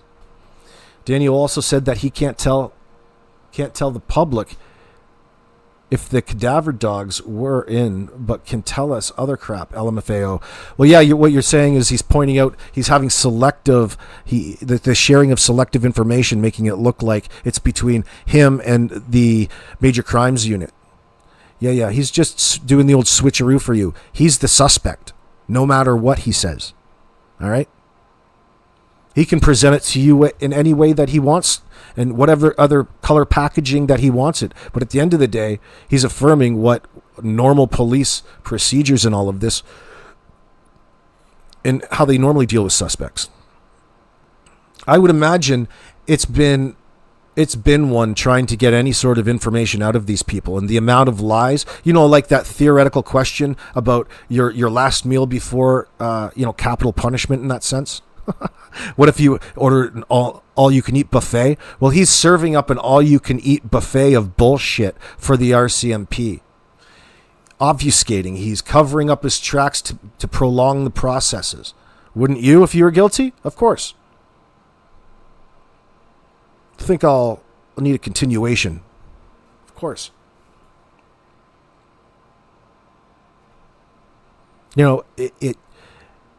The only thing rational about Daniel's behavior is from the perspective of a guilty individual.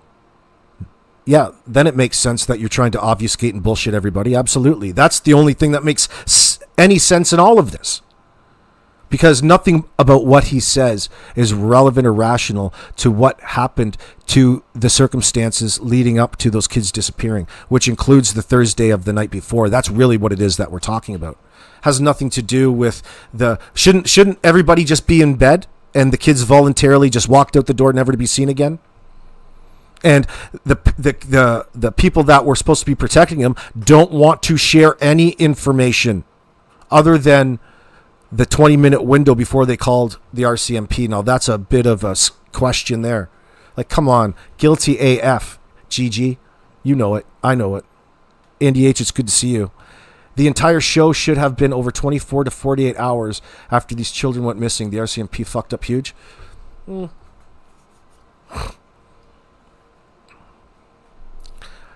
I'm glad you said it. Yeah, it could have been. I agree. It could have been and it should have been, like right away. But something tells me that there's probably all kinds of things on the daily basis that go by the wayside that we don't recognize in that sense. I'm going to be... I'll be diplomatic with the RCMP at this point in time, okay? They can hurry the AF up, but there's only so much I can do out here before I start turning on the RCMP. I don't want to start shit-talking them for no reason. Just because I'm not satisfied and happy with how this is turning out. Like, this doesn't have an ideal ending. They have to do it right in that circumstance. How they feel, and they're limited by the law in that sense. And I feel that limitation by the law often probably molds a lot of how people... a lot of the detectives do their work, and a lot of them probably don't agree with most of it. That's how I feel. That's not saying that that's how it is necessarily. They probably get good at what it is that they do, I would expect. Yeah, there's something that has to happen, Tammy Burke. And I think there are things that constantly change. But it doesn't matter any time that a situation comes up where there's this many lives by the people that were there last to protect and in a position of knowing everything about the children, and they don't want to share any of the information when they come up missing because it's going to incriminate them. I would say that there's a goddamn problem. Who cares about all of the little intricacies? How many times do you want to hear Daniel re-explain a bullshit fucking story? I don't know. He doesn't want to talk about anything. You can't get a straight answer out of him. He starts rolling into this pseudo distorted analogy, philosophical statement, how things are and how things should be. What he's really doing is putting himself in a position of power over the people and the person that he's talking to or explaining. And you can see that. Daniel, you have an IQ of 40, you idiot. There's absolutely nothing, Daniel, that you're going to be able to teach any one of us out here. Anything to divert away from the suspicion and try to what it is that when you start to engage somebody and the human side comes through, it lessens the effect from their behavior in this. Now, here's the catch. In a situation where he's killed 2 children, where there's 2 children missing, okay? Stop pretending that you are doing something of importance by interacting with this scum of the fucking earth. You deal with scum like this one way. And then if they still want to hang around, they can have something to say.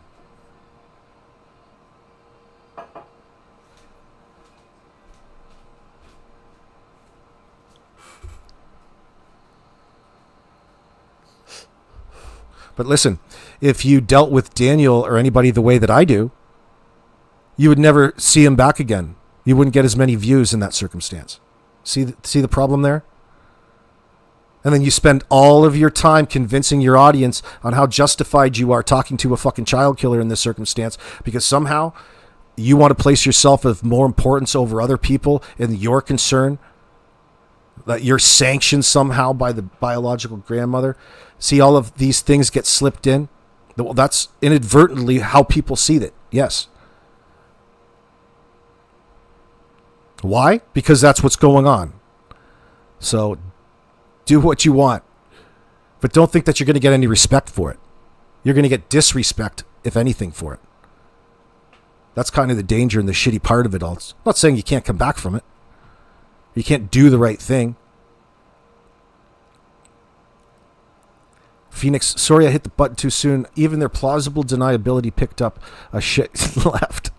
That's really what they're going for. That's the whole point. And that's, you can see it in the wishy-washy statements. By now, you should have, better than anybody, a great idea of what had happened that day, and they want to be even more in the dark that time goes on. The opposite. Oh, Andy H., I apologize. I got to backtrack. I've got to walk back my statement. I apologize. Keep in mind, before I bash Daniel, he did put up posters after 11 weeks, like the children are cats. Probably put them up around some cat posters, too. Missing kitties and my kids. Yeah, I'll take that into consideration, man. It's good to have you in here. Mike, wait till you all have a national news channel in your face in a time of tragedy and see how well you do. I'm sure you all could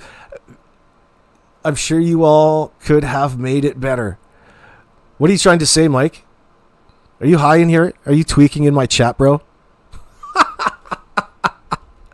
Oh, yeah. Somehow, they're the ones who call for the cameras in their face. No, sorry, Mike, you're a tweaker, and so is this fucking Daniel. You're probably on the same side. Wait till we all have a national news channel in our faces. That's besides the point. What about the missing kids, Mike? What about the fact that the dude who's got his camera in his face just unalived 2 kids? Absolutely he did. Gives a fuck about a camera in his face. That's what you would expect. You're the ones who called the RCMP. Tweakers always think that they're the smartest in the room and can talk their way out of anything, except when they try to communicate. Humana. Not this time. 2 missing kids, T-Walk is a step too far. That's more like it. You got the right idea.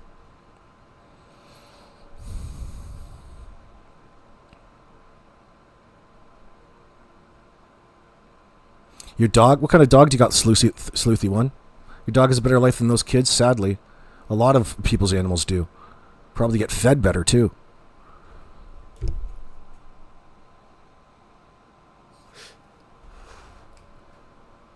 Yeah, Mama's Angels. Mike, that's not even the issue. It's their behavior. I think Mike's just trolling. Mike's probably, the mother's story has never changed in your opinion, whatever.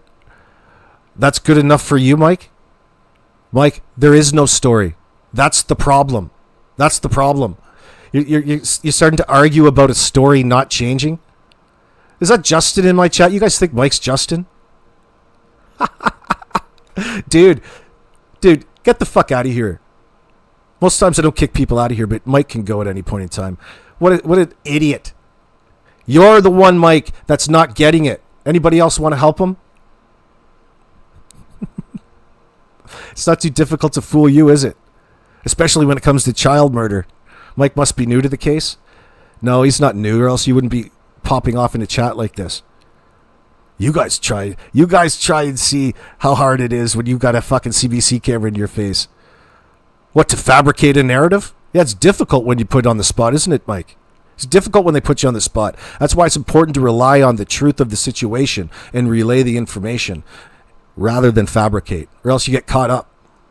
But he's inadvertently making our point anyway. Son of a bitch. Let me see. What else do we have here? I'll skip over the peace model. Investigation plan for Thursday night. Let me go on to the Thursday night events are critical for the no-body prosecution against Daniel and Malaya. You hear that, Mike? And Janie and potentially Justin. You hear that, Justin? As they provide circumstantial evidence of indecent timing, a lack of evidence, post-mall sighting, and vague bedtime accounts suggest that the incident occurred Thursday night, supported by demands raking and blanket analysis.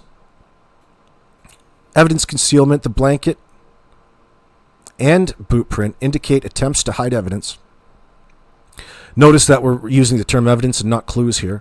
Potentially of body disposal, as in R versus Collins 2001. Ooh, that's a new one. R.V. Collins 2001. That'll be a good one to search up in a sec. Hold on.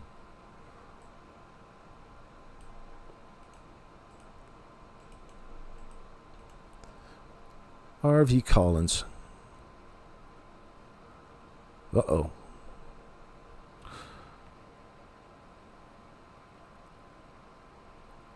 Deceptive behavior, Daniel's evasive responses, Janie's pause, Malaya's vagueness suggests knowledge of foul play. Right, Mike?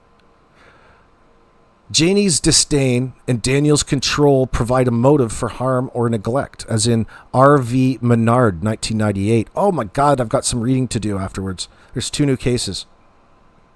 These will be no body prosecutions here in Canadian case law.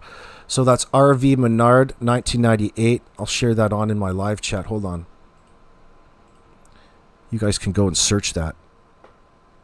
Hold on here. R.V. Menard.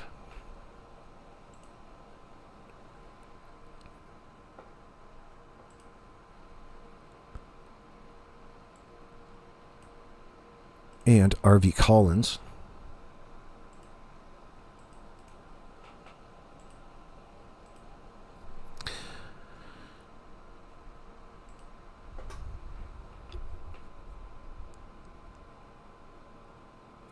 Thursday night, Mike, May 1st, 2025, is a pivotal time frame in the Sullivan case, with evidence suggesting an incident occurred on the property. followed by a cover-up involving a blanket, coat, and raking. Now, talking about we'll talk at Mike Demand's and Ninchi's analysis highlight timeframe gaps, deceptive behaviors, and physical evidence, supported by the behavioral panel's observing of withheld information. A piece model investigation using conversation management and cognitive interview techniques could clarify Thursday night events through targeted questioning and forensic analysis. For a no-body prosecution, these elements provide circumstantial evidence of foul play, but forensic corroboration, for example, the blanket DNA, and further interviews are essential to build a case against Daniel and others. And that will be happening. Let's see.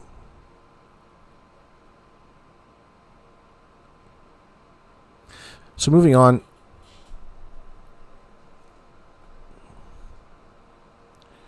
Do I want to make any statements about that? Hold on.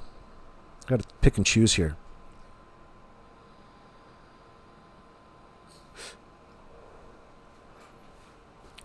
Now, Ninchi, this morning, I was watching a video. Ninchi's True Crime. You guys can go over and check it out, please. According to Malaya, as soon as she realized the children were missing, she rang the RCMP immediately. Remember, instinctively? It was only her who initially noticed the children missing, because apparently she was one that said to Daniel, now this is funny when you go back and listen to it, do you hear them? Do you hear the kids? But she doesn't ask him. She says to Daniel, without posing it as a question. And they both do the same thing, suggesting a fabricated narrative, and especially in my opinion. But, there was no real question marks. When she was in front of that camera, her inflections, which would usually end in, did you go to the mall today? Like there's a little raised inflection at the end. Yeah, they were all over the place. She's got inflections beforehand, screwing up the timeline. All fucked up. Mike, it ain't no good. You try putting a camera in your face and see what happens. You think that's what it is? Oh boy. Talking to juror number 12 here.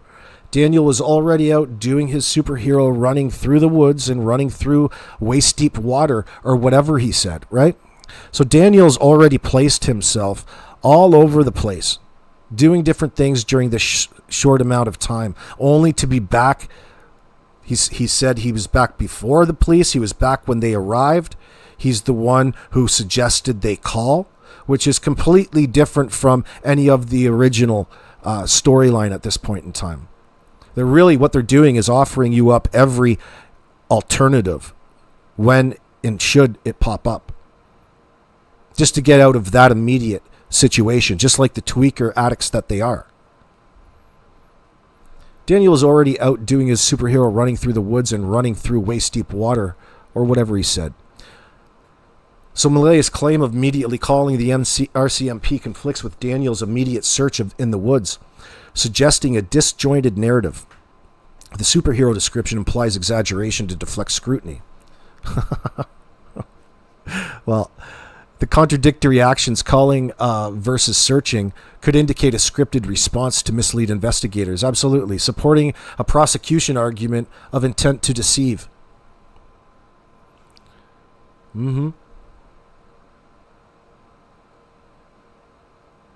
Ninchi brought up, so, I quote, Ninchi says, so did they even check anywhere on the property? They reported the children missing before they'd even checked anywhere on the property.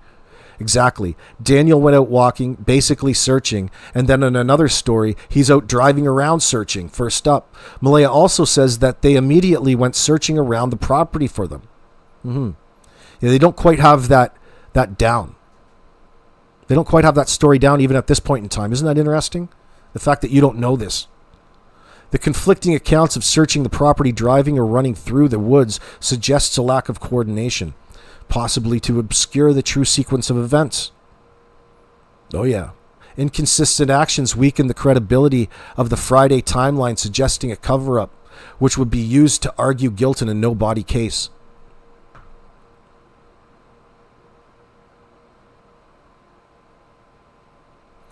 The RCMP were told that the last time the children were seen or heard was around 8 a.m. that morning in their bedroom.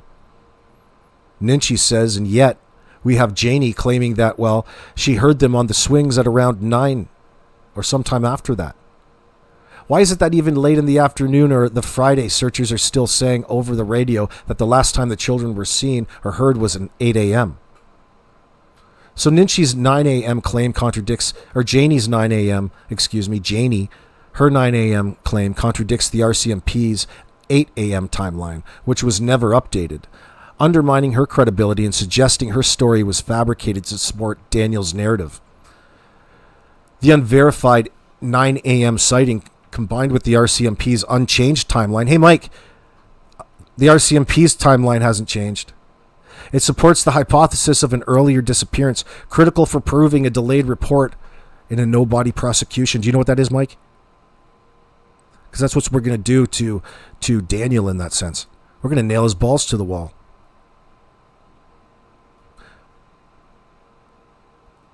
Quote, we find out that RCMP have footage of the entire family on the Thursday afternoon. There's no evidence of the children having arrived home Thursday afternoon, and there's also no evidence of them actually being anywhere after that final sighting. The Thursday afternoon mall sighting is the last verified evidence with no proof of the children's return home, pointing to a Thursday night incident. The absence of post-Thursday evidence strengthens the case for an earlier disappearance, supporting a prosecution argument that the Friday timeline is false.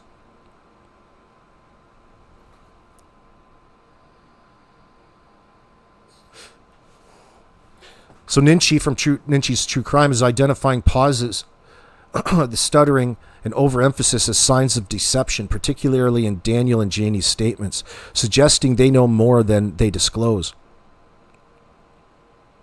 What is she saying? It seems that both her and Daniel are keen to push the narrative that there was nobody there on the Thursday. She says on the May the 1st, you get this long pause. Nobody was here. She then goes on to talk about May the 2nd. You get the pause. She starts to say something and then it changes to disappeared. So Janie's pauses and stuttering over disappeared, the statement, the word, her mention of it, the way it sounded, suggests discomfort with the narrative, indicating she knows it wasn't a single disappearance or a simple disappearance. Linguistic signs of deception, pauses and word changes, could be used to argue consciousness of guilt, as in Arvy's Pritchard 2008, where evasive statements supported a no-body conviction. Ninchi, quote, her brain has hit the pause button and said that's not what happened, in my humble opinion, so why stumble over saying that Jack and Lily's disappeared on the 2nd? Ninchi interprets Janie's hesitation as evidence she knows the children didn't disappear on Friday, suggesting a Thursday incident. This behavioral cue could bolster a prosecution's case by indicating Janie is concealing knowledge of the true events.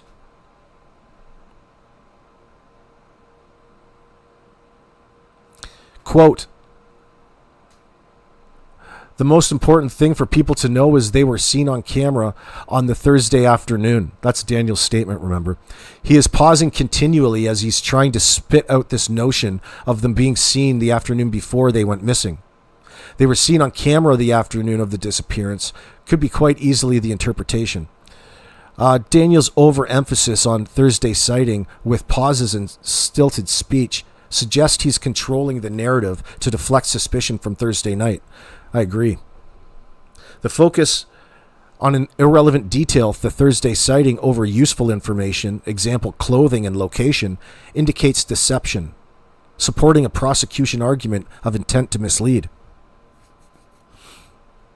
Oh, absolutely, Daniel. So Ninchi's suggesting physical evidence in a family dynamic point to a cover-up on the property, likely Thursday night. She says, I wonder if there was someone there on Thursday, someone significant, and they don't want people to know about that. If someone was there on the Thursday, it shouldn't matter unless it has some bearing on what happened with Lily and Jack. See, it could be, but I don't think that, I don't really spend much time considering that at this point as of yet, because Daniel certainly hasn't introduced it. He's the guy with all of the information. He should be setting up he's the type of person to get himself out of a situation. It's him that has the need to lie not lie for somebody else that did something horrible to Jack and Lily, you would have no excuse. You would have no need to cover up when the screws started tightening.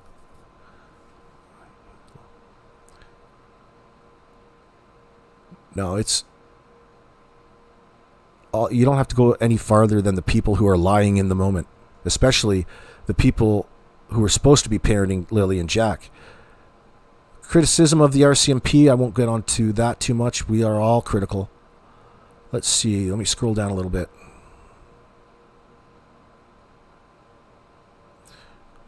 Mentioned that.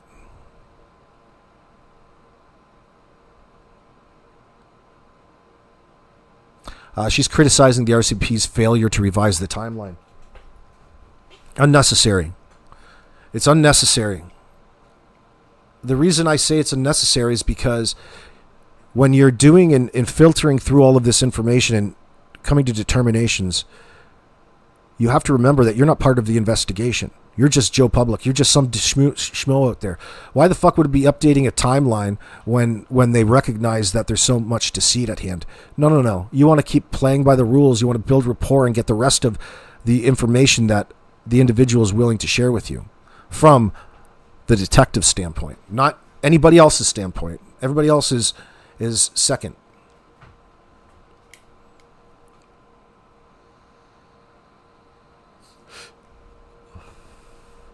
But she does have a point.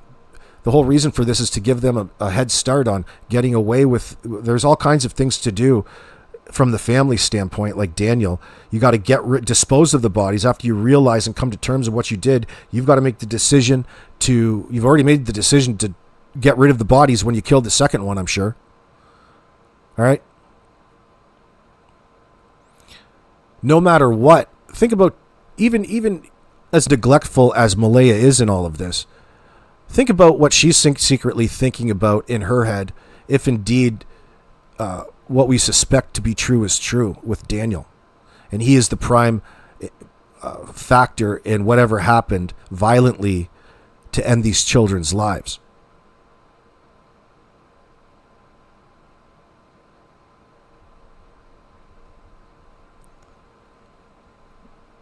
If they all don't want to, they don't all have to speak in this sense. The law is going to treat them the exact same way because of the lack of information that they want to reveal to the investigators.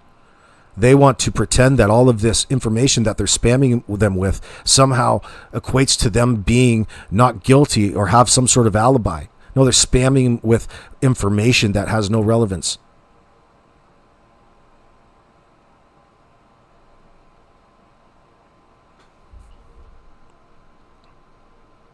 Or little relevance.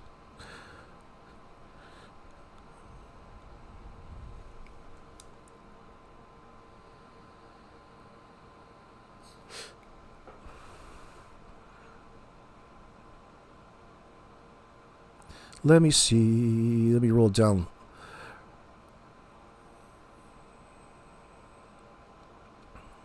A no-body prosecution against Daniel, Malaya, and Janie and potentially Justin requires strong circumstantial evidence to prove guilt beyond a reasonable doubt without the children's bodies.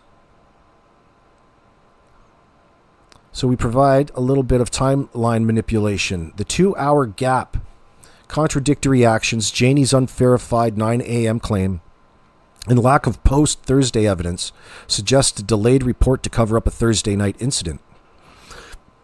Timeline discrepancies indicate intent to mislead, as in R.V. Horvath, 1997, where delayed reporting supported guilt. So that's why it's important.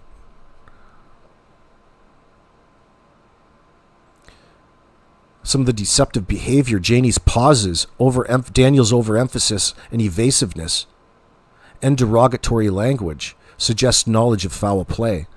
Now, linguistic and behavioral deception supports consciousness of guilt, as in R.V. Pritchard, 2008. The blanket, coat, shirt, boot print, and ATV road indicate evidence concealment. Forensic evidence, for example, DNA soil analysis, could tie to a crime scene, as in R.V. Collins. Now, the motive and conspiracy, Daniel's control. Daniel's control, Janie's disdain, and Justin's ambiguous role suggest a motive and coordinated cover-up. A motive of disdain and joint enterprise strengthens intent, as in R.V. Menard, 1998. The RCMP's failure to probe Thursday night allowed a head start. Highlighting missed opportunities justifies further investigative to support charges. Yeah, I'm not sure I agree with that last one.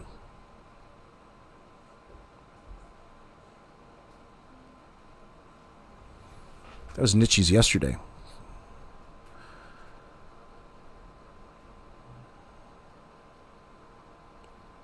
She did a good breakdown, though.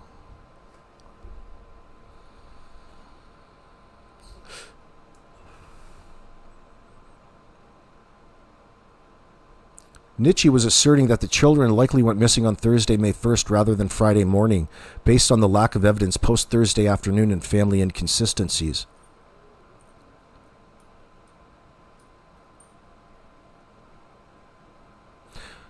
She says, Nietzsche, so I think that for many people, when Janie, Daniel's mother, came out and started sharing her part of the story, the penny started to drop.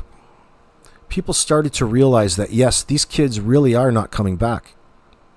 The people who know where these children are the people who were on the property on the Thursday and Friday that those children went missing. We know that definitely includes Janie, Daniel, and Malaya. Janie's late emergence with the story weeks after the disappearance suggests she's reinforcing a false narrative to support Daniel and Malaya, indicating the children's fate was sealed on Thursday. The delayed narrative and focus on Thursday-Friday presence imply a cover-up, suggesting the children were harmed or disposed of before Friday. Now, the unverified Thursday timeline, combined with Janie's late account, supports a delayed reporting argument critical for proving intent to conceal a crime, as in R.V. Horvath. So the proof that we need to support what they call a delayed reporting argument, or a delayed reporting charge in that sense, crucial for proving intent to conceal a crime. Yes. There's questions about Justin, Nietzsche's quoting, or mentioning. There's questions about Justin, Daniel's brother. So with it seeming almost certain that the children didn't wander off into the woods on their own and they weren't abducted, the question then turns to what happened and where are they now?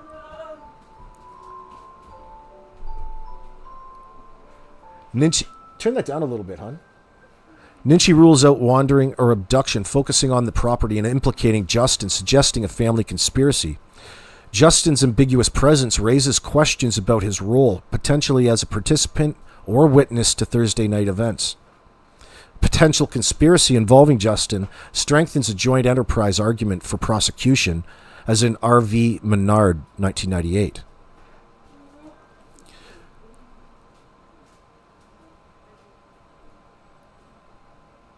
Nietzsche. Her and Mike are both really highlighting all of the references to water and all of this, which is cool. She says, one of the things that I picked up on quite early on in this case was the reference to water. A lot of seasoned analysts were coming to the same conclusion that there were a lot of references to water, some of them incidental, and that this should probably be the number one focus in terms of search locations for the children. Any lakes, ponds, rivers, creeks should definitely be a focus. Lansdowne Lake seems to be something that is brought up frequently, but I think we can rule that out. Yeah, there's too many homes on it. You have to get there without being seen. Nietzsche notes water references as a pattern across statements, suggesting the children's bodies are in a waterway, but rules out Lansdowne Lake due to its visibility. The focus on the water indicates subconscious leakage of guilt or knowledge, pointing to a disposal site. Water references could guide search efforts and forensic evidence. For example, traces in a culvert could provide circumstantial evidence for a no-body case, as in R.V. Collins, 2001. The Janie quote, "There's nothing more that they can do here. They even checked the septic tank. They checked the well. They checked everywhere. They checked under my trailer, under the lawn, the trailer. The first two that she names are up. The first two she names up are septic tank and water. So Janie's mention of the septic tank and well as primary search locations is suspicious, as water-related sites dominate her narrative, suggesting a fixation on water. The emphasis on water-related locations may reflect knowledge of the children's disposal in a watery environment. Now, this linguistic pattern could be used to argue consciousness of guilt, directing investigators to water-based evidence. Now, that quote, she brought up that quote from Malaya as well. I appreciate the huge surf, S-U-R-F, later corrected search effort going on right now. It's been raining and they're probably soaking wet. But with the sun today, I'm hopeful that they are feeling warm. Can you believe that's coming out of her fucking mouth?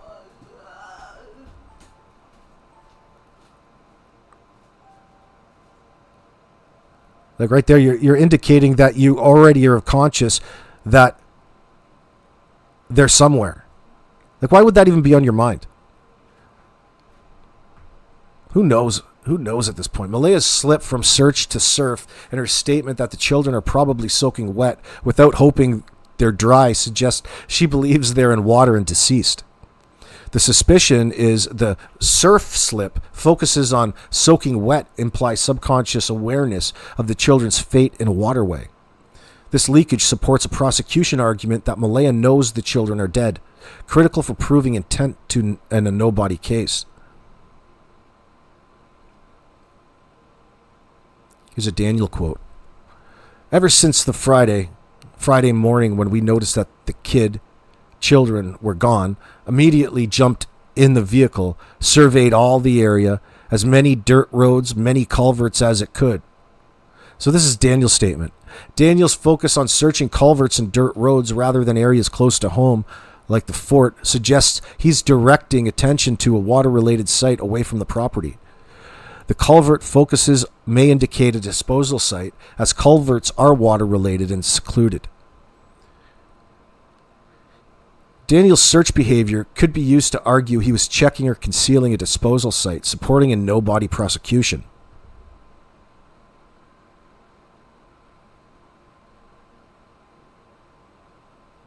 Nietzsche also speculates that the children were transported via a secluded trail behind the property, possibly involving Justin, and disposed of in the waterway.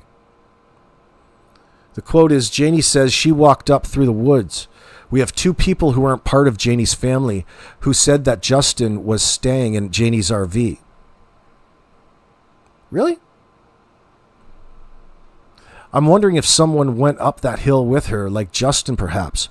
Was it a slip-up when she mentioned carried Jack through the woods? You're telling me two people live in that fucking 35-foot RV, you and Justin?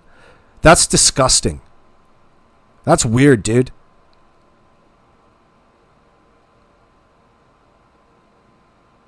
Oh, yeah, you two have cabin fever, no doubt. Could you imagine being cooped up in that fucking thing? Heaven's sakes, I'm wondering if someone went up that hill with her, like Justin perhaps. Was it a slip-up when she mentioned carrying Jack through the woods? In a way, I think you're right. Were those children carried up through the woods to that track where they met Daniel, who had a vehicle to transport those children? It's all open, Nietzsche, you know that. Nietzsche suggests Janie and Justin may have carried the children to a trail where Daniel used a vehicle to transport them, possibly to a waterway. Janie's mention of carrying Jack and Justin's presence suggests coordinated effort to move the children's bodies. Evidence of vehicle use, for example, tire tracks, or Justin's involvement could support conspiracy charge in a no-body case. You hear that, Justin? Mike? Let's see.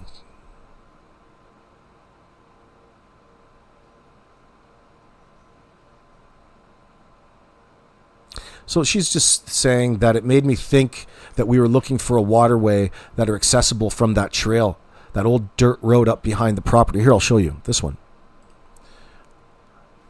Let me pop this up. So I got this on the screen. We haven't done anything with it yet. Is it this way? No, other way.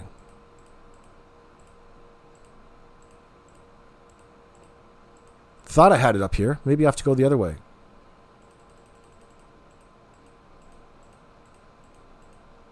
What? Maybe I don't even have them up. Hold on. Right here. Sorry about that. Here's a good overview shot of it.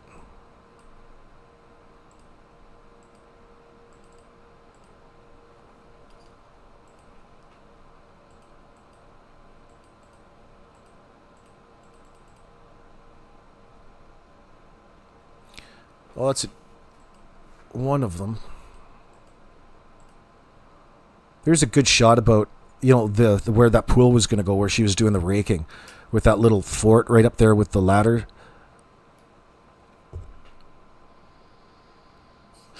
That's where Daniel probably makes his shake and bake. That little one up there, that little cabin right there. Good place to vent things out. Your Soda Stream bottle. What's going on, Slim Pickens? Sorry, I've been ignoring my chat there. I was busy reading the breakdown. Thank you very much for joining me today, everybody. Phoenix, it's good to see you. ATV used to transport tracks raked by Jamie, in your opinion? Possibly. Very observant of you. Possibly. You know, when it comes to that, the only reason I seem a little bit on the fence about it, I'm not on the fence. It's all relevant in that sense when it comes to the cover-up. But you see the hill beside, you see that how much the earth has to be really sandy and easy to manipulate. Like, it's all loose. It looks like maybe somebody used it years ago for fill, and it's grown in, and it's just not compacted as normal soil would be. I don't know. But that whole edge of the property has all been dug down by them, right? In raked out, just to give themselves more of an area there. And what do? You go through all that work, and then you rifle in that shitty old RV. What the hell, y'all? Even you could have went and got a free RV to live in that probably is in better condition than that damn thing. Pay nothing for it. Probably would have had a couple murders in it or something, but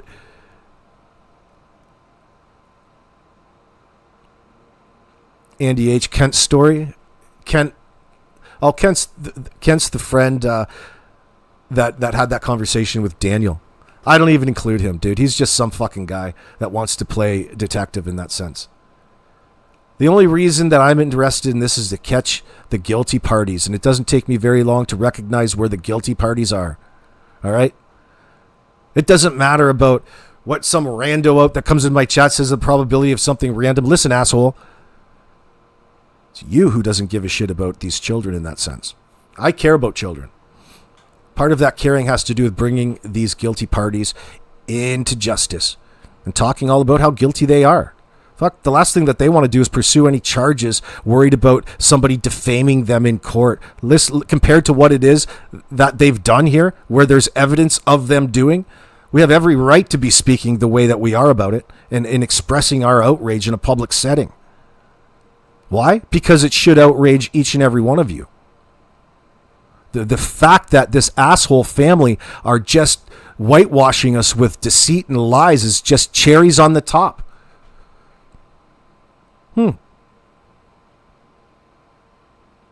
Hurting their feelings. Andy H says, Bonnie Kent's in a wheelchair. I've never had a mechanic or know anyone with a junkyard in a wheelchair. Red Fox? Kent's business also burnt down, Daphne? I'm sorry to hear that. Little Jewish lightning, you know what I'm talking about? Hopefully you had insurance. Kent, did your business burn down? Did you have insurance, bud? Attaboy.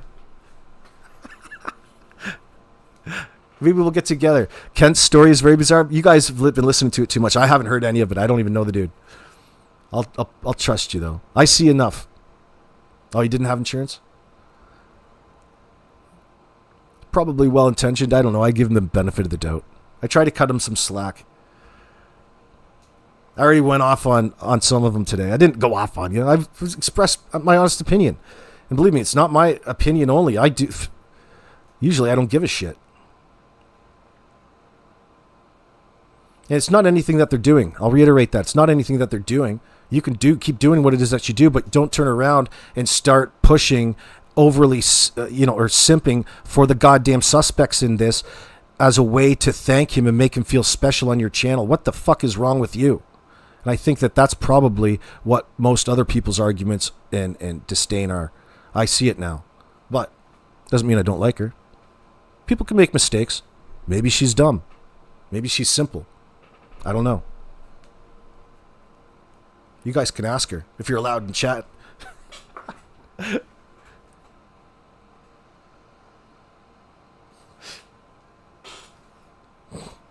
I'm not interested in listening to somebody blow smoke up this asshole's backside. But it's not taken away from anything that they're doing. But, I can't handle their interpretations of it because they think that it's really contributing to something positive, and it's not. That doesn't mean you have to stop doing it, though, or stop bringing us these statements. Because I love their little. She does a lot of good work when it comes to, putting these statements together. But in that position, when you're in that position, you can get carried away with your own self-importance. That's all. A.B. Kent's garage burnt down 1 month after the kids went missing. Did it? He's a mechanic in a wheelchair, was he? Poor son of a bitch.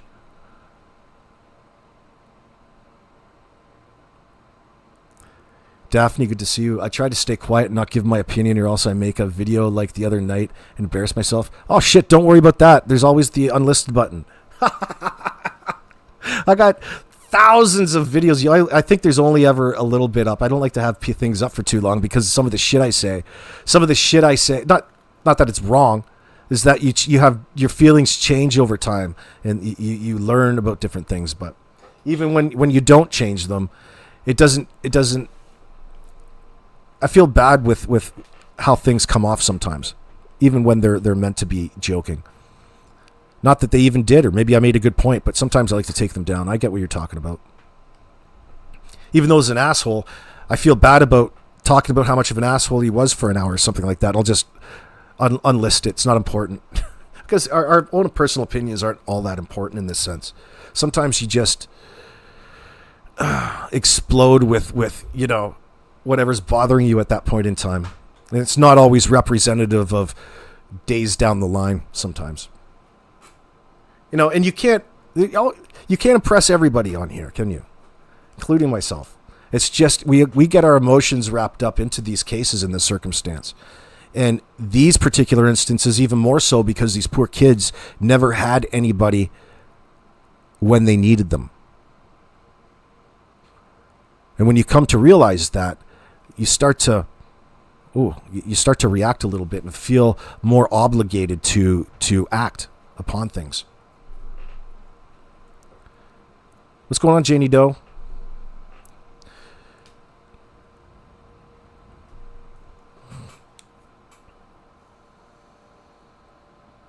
Is that Charmaine? Oh, you're not simping. No, not you at all, Charmaine.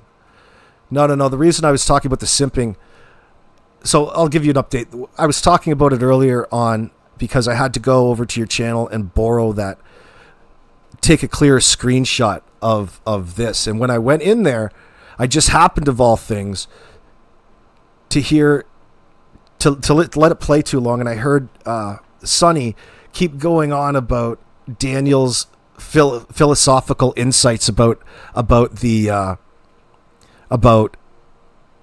his philosophical insights. I can't remember what it was about, actually.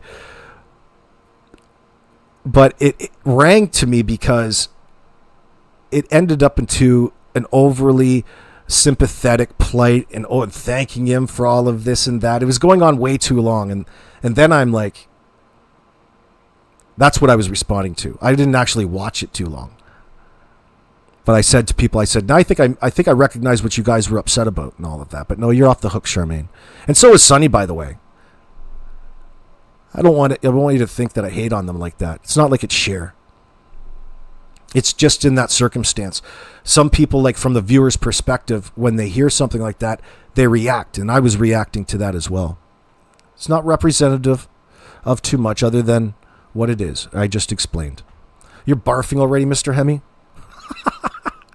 Julia Hayden, you'll catch up later. Good to see you, by the way.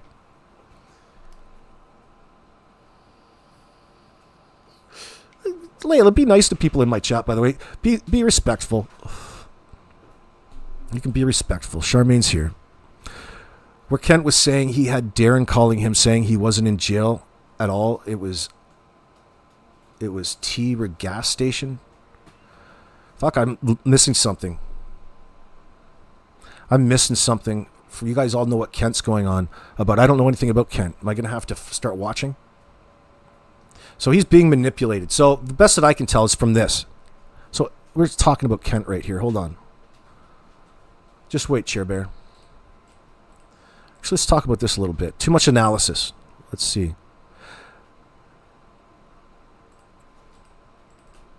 Oh, hell.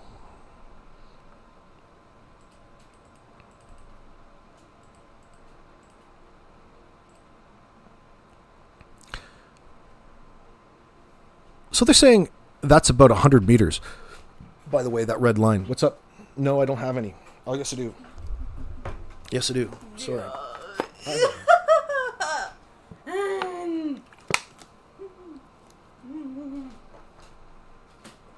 You're welcome. Shaking Dad down. Let's see. This line on there is about 100 meters, which is about 300 feet, right? 320. That's the track that Janie says that she walked up to and met Daniel on. This little logging road back in there. It goes back in there quite a ways. It's cleared.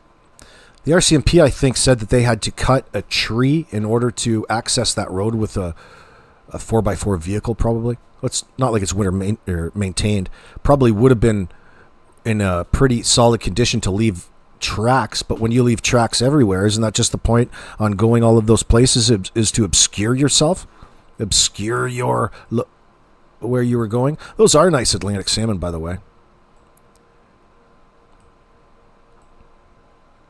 Naturally, you used to be able to get these Atlantic salmon, which, by the way, they can go upstream and back into the ocean several times, unlike Western salmon, where they die after they spawn in that sense. Atlantic salmon, they can spawn multiple times. They're nice fish. But there used to be, when I was a kid, there used to be in Lake Ontario a natural stock of these particular fish that used to make its way well, God knows where they spawned up there, but they got in there from the St. Lawrence River. But they were in that lake naturally all up until probably the late 1990s. But they've got fucking huge, and those Atlantic salmon can get really, really, really, really big from the perspective of a salmon. Then they're delicious.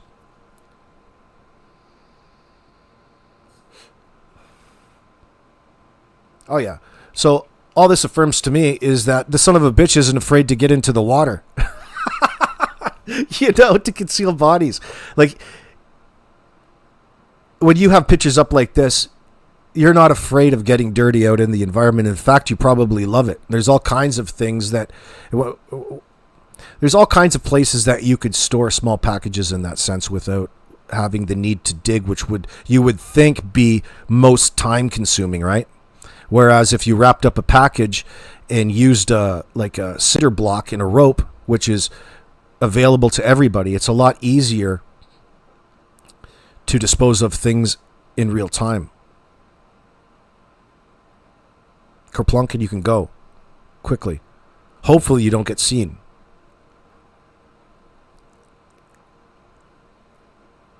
So it's definitely a possibility. And dude looks like an avid fisherman. Is that even the same hip waders? Oh, they could be the same hip waders, I guess. Could be different. One looks like real tree. Or no, it's not. It's hard to tell there. But if he's got different hip waders, maybe it's different years or something. He does look a little younger. This one on the left looks a lot more recent. But who's to tell? Maybe they're both recent. Love how this guy's pimping it up. Look at this guy straight pimping with his fake gold chain on the outside of his on the outside of his sweater out in the middle of the river. You can tell that's not 24 karat. Silly prick. But it tells you that he probably is wise to a lot of areas inland, river-wise, that would be ideal for fishing. Now, the majority of those would probably be always watched, always traveled to, lived beside. Not ideal necessarily for getting rid of a body, because the last thing you want to do is go to a hot fishing spot and dump a body, for Christ's sakes. Like, that's going to be found, especially by a bunch of fishermen or hunters or people who love to spend their time in the outdoors. But it doesn't mean you can't do it near. And, you got beaver in Nova Scotia. Beaver dams are an opportunity to be able to hide things away. You can identify them from a distance. Not just you have a big wooden dam, that's not what I'm talking about, but where the actual rodent itself lives in the river. You can usually identify old holes or new holes just by curves in a river. Because wherever they live alters the banks in that sense. And over time, the water takes a slightly different route. And before you know it, you've got what they call fractals. And you can see them from above. You can see them from like Google Earth in that sense quite easily. Especially in a remote area.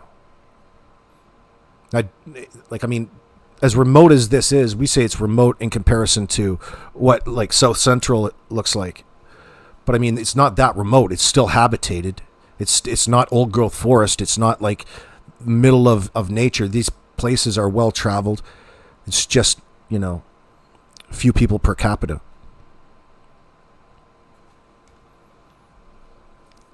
Yeah, if this was just done, Phoenix, you're talking about, they wouldn't go to all of the cover-up if it had just been done by Malaya.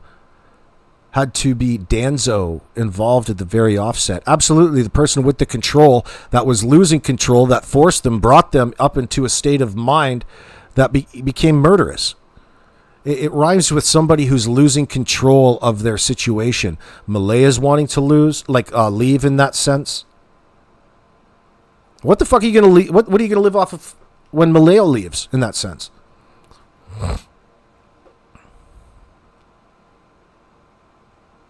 Like, he went to all of the trouble to leave his old wife and kids just to shack up with her. Probably because she was better looking. Shallow son of a bitch.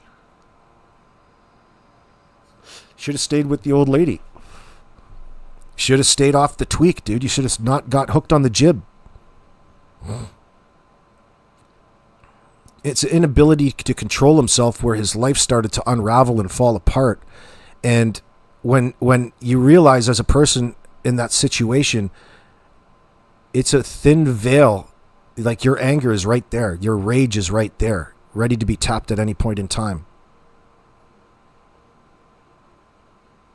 Janie made those comments kind of late about playing with bugs to place the children alive. No one knows if they came home with the live children. And the story that she comes up with there just lacks substantive facts in it. There's no context. Like, it sounds more like you wanting to give me a line. Now you interacted with them, at this point in time, because I didn't believe the last claim you fucking made. None of the statements really indicate that any of them had a direct interaction with the kids at any one point in time. What does that tell you? Like, no, it's not just about hearing and seeing the kids to verify they're alive, which is what people were requiring of them. They were asking them to do, in essence. And what they didn't do is give you a reasonable answer in that, Jack, Lily, and I were outside doing this, that, and the other thing, and here it is. Or, talk about the meals that you're making or what your conversation was like at the table that night, or your interactions. Usually, if you got kids in your house, especially 4 and 6 year old, every day you're interacting with those kids. So how is it that you don't have all these key interactions with these kids, no matter what it was? Recalling and retelling of conversations, explanations, things like that. It's just some random by distance. My dog barked. It indicated that they were outside, in place of you. When you're the one being asked the question, when was the last time you saw, you heard, you interacted with Jack and Lily? Oh, it was this morning because my dog barked. I didn't actually see them, but, it's all of this distancing language at this point in time. It's not a direct answer. Thereby, it's bullshit.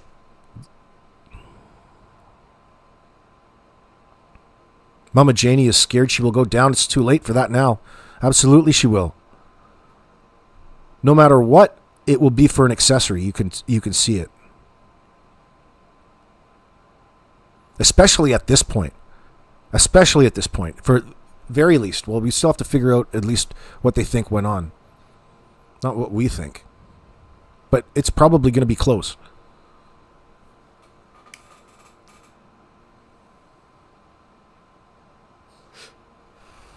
Kenny Cross, what are you saying up in my chat? We now have a child killer living here in Dartmouth. Trash that was in Ontario. God darn those Ontario people. Sons of bitches. Probably from Eastern Ontario. But was from, guess where? Pictou County. Well, you have another one then. Kind of. You've got more than one. What's worse, the people that voluntarily enable it, cover it up, and assist in the cover-up, it's just as worse as doing the crime, in my opinion. Well, almost. I'd have to hear the story first. What do most people do for a living in those parts? Oh, everything, nihilism. It's not like it's any different than any other place. There used to be a lot of coal mining in Nova Scotia, but usually on Cape Breton Island, but not so much anymore. Halifax is Canada's East Coast deep water port. Those are all kinds of federal things. The federal government will probably be the federal and provincial government will probably be the biggest employer in that area, I would expect. Not a lot of farming. Some.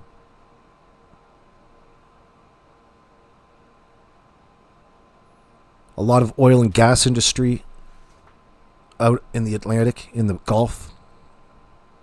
Still some fishing. We'll call it fishing. It's traditionally fishing, but the fishing sucks. It's not like it used to be. Every time I seem to go out east, I can never find a lobster, for crying out loud. But it's seasonal.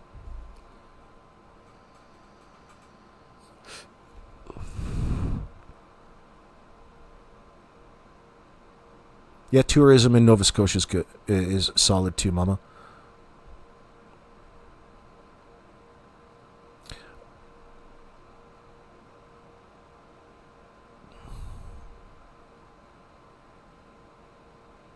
Phoenix, you're saying it's just horrible. They didn't check under her RV. They corrected herself, the trailer. Yeah, she corrected herself. Didn't say anything about the chicken coop. Did they find any false floors in the outbuildings leading to what, an underground bunker? I don't know.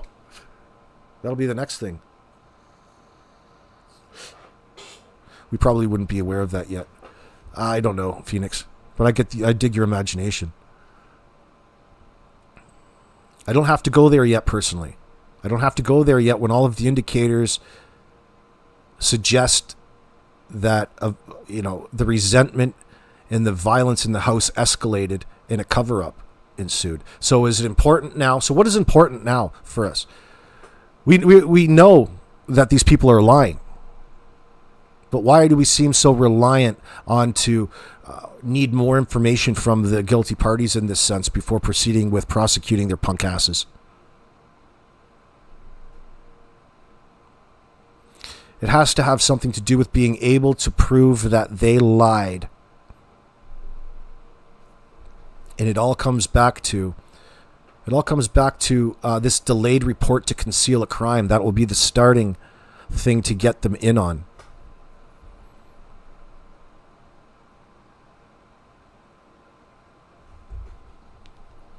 It's not going to be very hard to convince a jury of certain things in this, is it?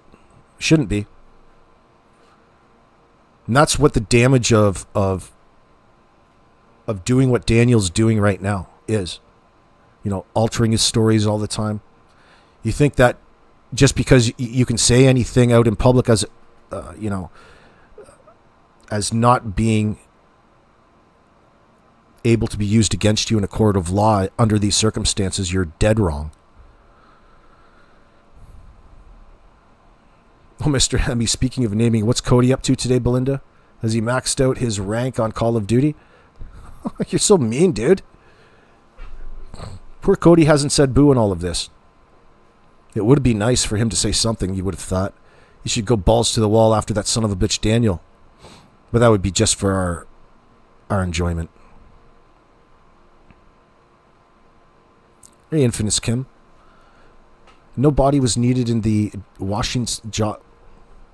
Jocelyn Smith case here in South Africa. Her mom and company co-conspirators are languishing in prison for life. Is that the poor little girl that we were talking about who her mother sold her to a witch doctor? Like trafficked her daughter to a witch doctor? Holy shit, that blew my fucking mind. Oh my God. He immediately ran up the play cabins trail, not the culverts or knocking on Janie's RV. Yeah, I don't even overlook that. Like,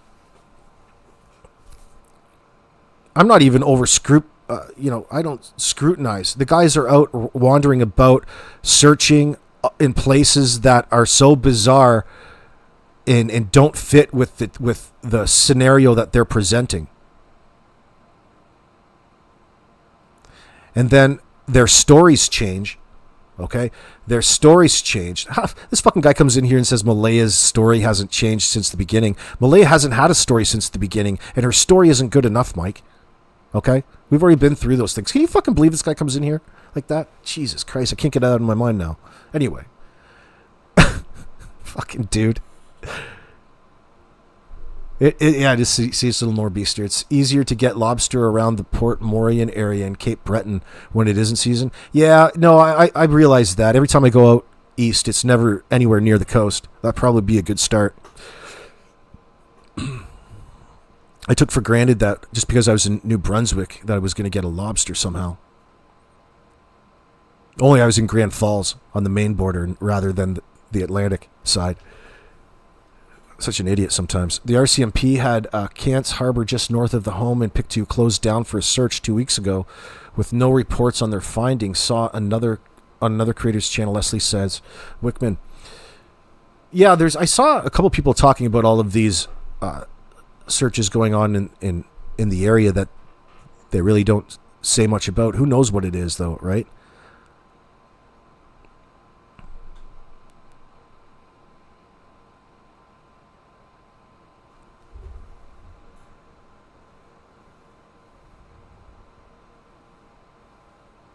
You think the RCMP messed up from the start?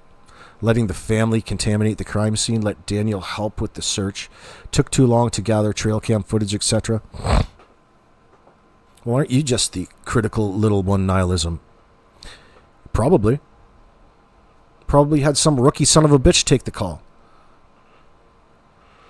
Listen to us, though. We're so easy to point blame on anybody at this point. I don't know. It depends how you look at it, I guess. I don't disagree with you at all, but it's just way too early for me to be able to tell where things would have went wrong because of where we are in the situation. That's all. Like, if this was already in front of the courts, then we could go back and put blame on the RCMP for certain things because it would be a lot more clear. Not necessarily that they would have to admit to much.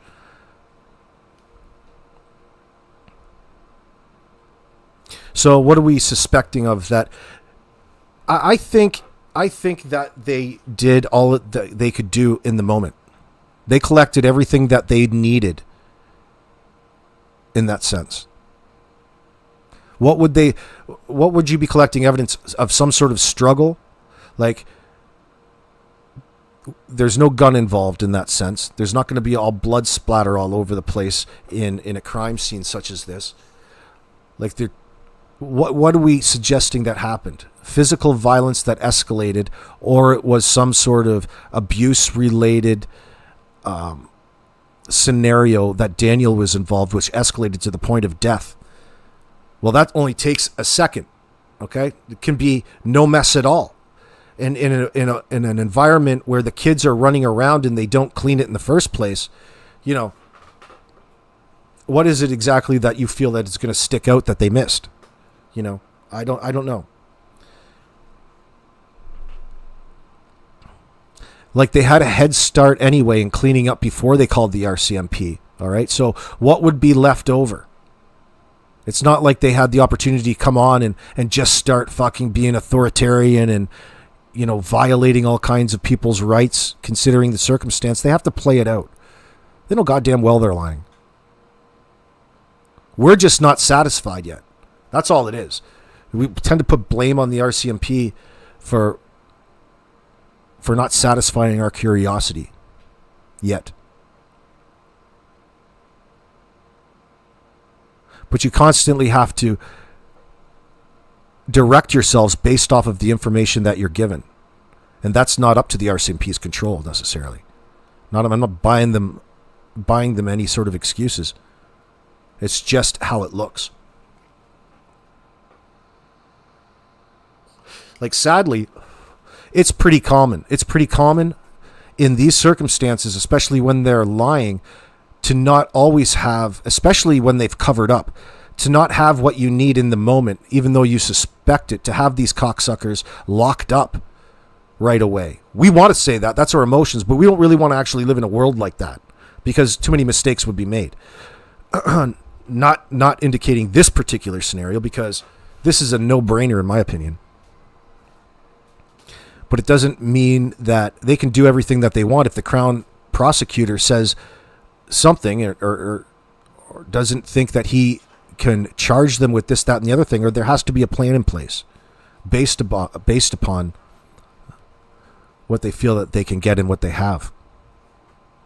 Not the RCMP won't be they won't be waiting for a body in order to proceed with anything, which is what I feel a lot of people get worried about.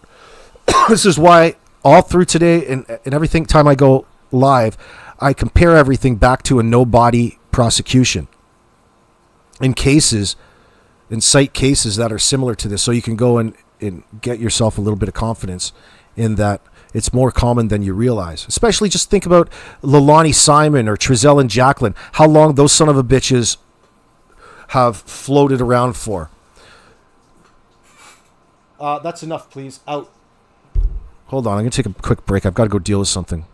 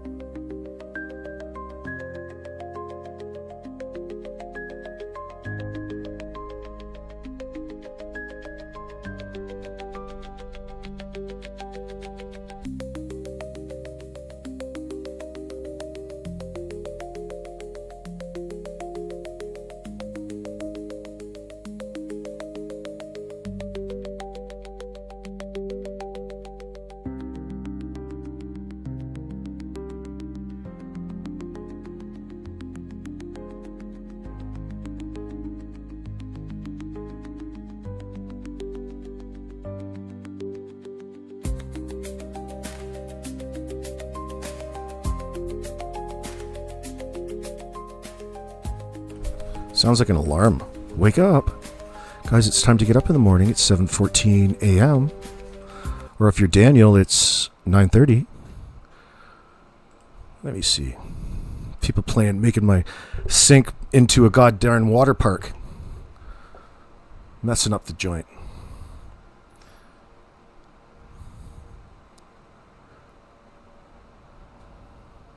Phoenix Files. The bus driver. You're saying the bus driver saw them first thing he knew, the crap they were living in. Excuse me, their teachers did. CPS did. CAS. There must be a reason that no one stepped in. Well, it's not exactly that easy.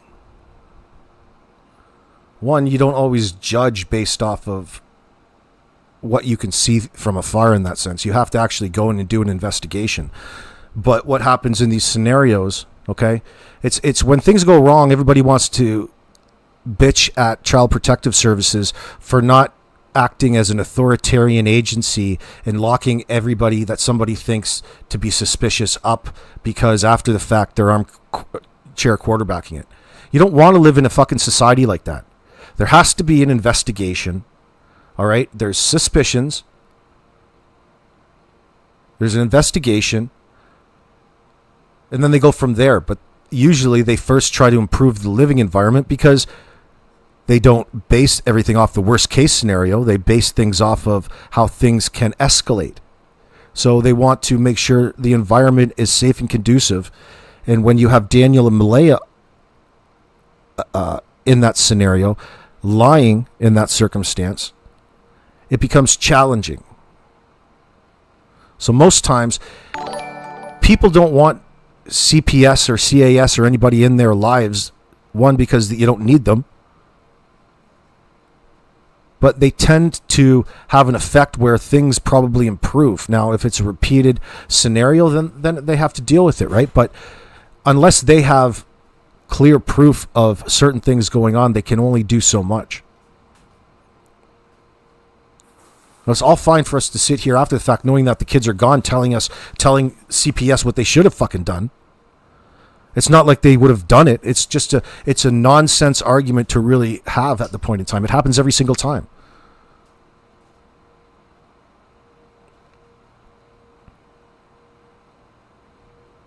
Oh, listen. I get nihilism. I understand it as well. Like, it doesn't matter what the mark is on the child. My daughter, we've gotten rough before, not to the fact where I've left bruises on her and stuff, not fighting, but playing, like bouncing together or wrestling around together. Or sometimes my daughter will scratch her face with a fingernail. I'll get like a message or something from school asking if I know that there is a mark on my daughter or something like that. They're always noting.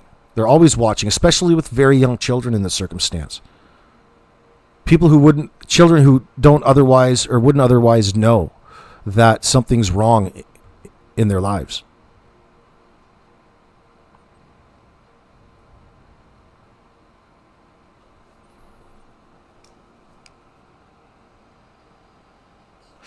Nihilism. You're not seeing it. You're not seeing it for what it is.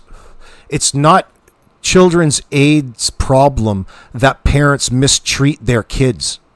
Okay? It's the fucking parents' problem.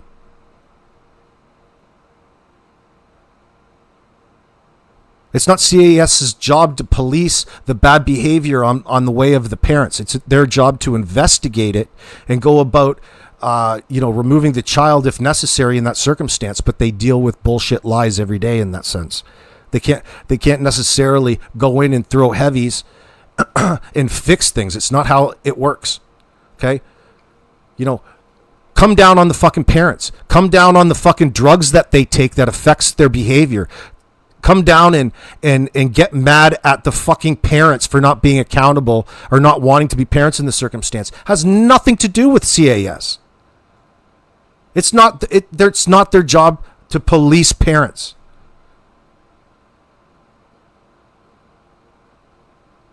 Even if they knew that a parent slapped a kid, for crying out loud.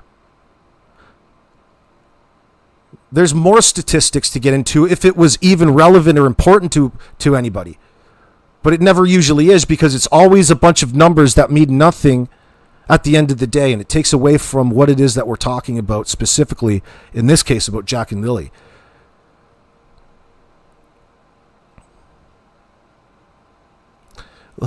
You can disagree with all of their policies, we'll call it. Who the fuck would agree with most of children's aid policies? There's a lot of things in the gray area in that sense, and overbearing already. You don't want government overreach in your lives. You don't need it, number one, and you don't want it. You're like, somebody else has to tell me how to live because I can't figure it out on my own. It's not the society we want to live in. So sadly, as technology gets better and everybody has cameras, all of these scenarios continue to present itself because there's more distractions to keep us preoccupied and away from our true dynamics of a family. Why doesn't this happen in the Amish community, I wonder, as much or at all? Could it be the fact that we're melting our brains from all of these blue rays, these cathode rays? And it has diminished our lifestyle into being such self-serving giants that we even eat our own children. We put our own needs ahead of that of our children's. That's all unnatural.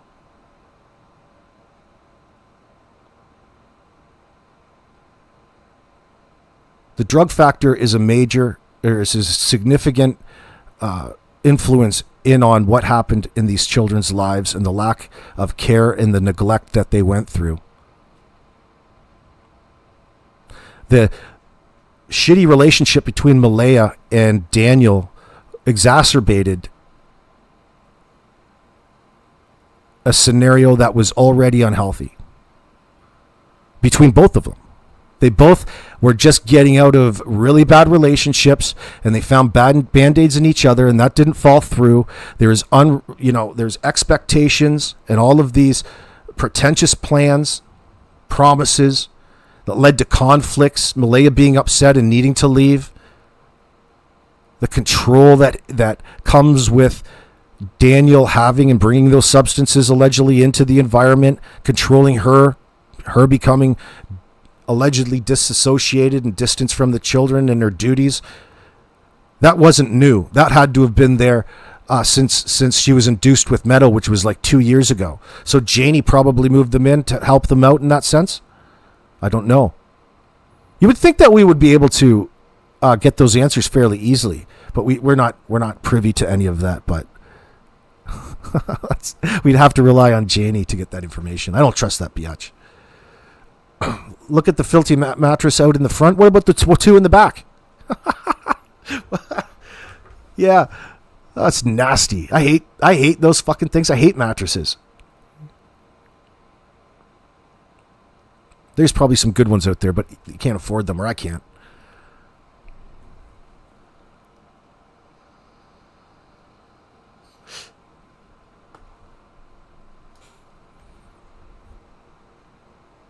So this time is going to be different, is it? This time is going to be different, and Malaya and everybody it's just different this time, and it's us that doesn't understand yet again. We're being serenaded with lies. And it's not the fault of the RCMP. It's not the fault of Children's Aid. It's the fault of Daniel and Malaya and Janie and Justin. Everybody who is in that home who's now bullshitting this false narrative to save their own hides.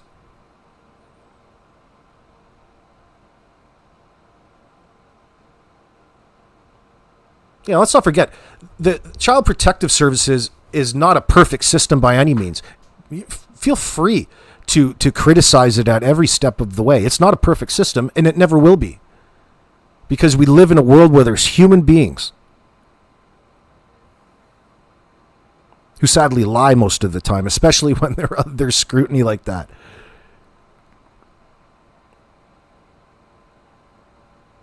What happens in the Amish and Mennonite communities in that sense? The distraction?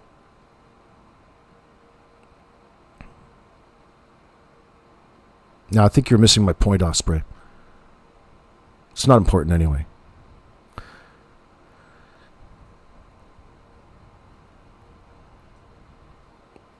I think you're misunderstanding. I wasn't saying that child murder doesn't happen in, or could it happen in Amish and Mennonite environments, but it's less prevalent, and it had to do with the preoccupations that we are consumed by with technology. That's what I was getting at.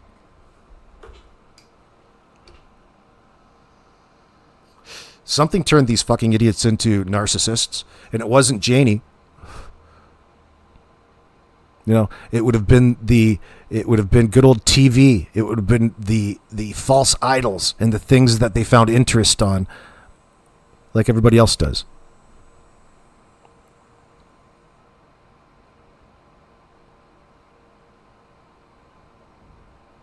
Yeah, I was a ward of the Crown too, way back in 1977.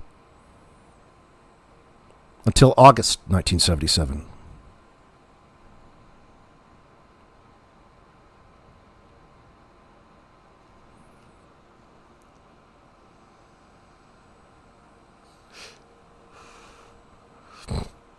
Well, in those scenarios, what it comes down to, Phoenix, is it'll come down to a manager. Okay, they all have different parties when they work there, and it all comes down to a manager and a lawyer. And anytime that you go into a court, there's always a problem. The courts and the law and children's aid, they're never prepared. They never have the best quality of workers there because they can't pay them very much. All right, so it's a difficult job for people to fill in that sense. Walking around and investigating, then they put it off onto somebody else. It's a sketchy process nonetheless, but still important, still necessary, sadly. It's better than not having it. They make mistakes, but not in this circumstance. First of all, you could make the argument that the kids who are only 4 and 6, even though there's all kinds of abuse going on, that they would have never had an opportunity to be exposed to somebody who would step in, okay, because of their young age. The fact that they just started going to school in JK, and the trouble has already started because the teachers and parents at school, or the teachers at school, have already reported in that there's issues with Jack showing up with marks. God knows there'll be other issues too. According to Malaya, the kids can't keep up in school in that circumstance. Does that mean intellectually? Were they running races? What does that mean exactly? Who knows? We think we know what she means, but she's also a liar.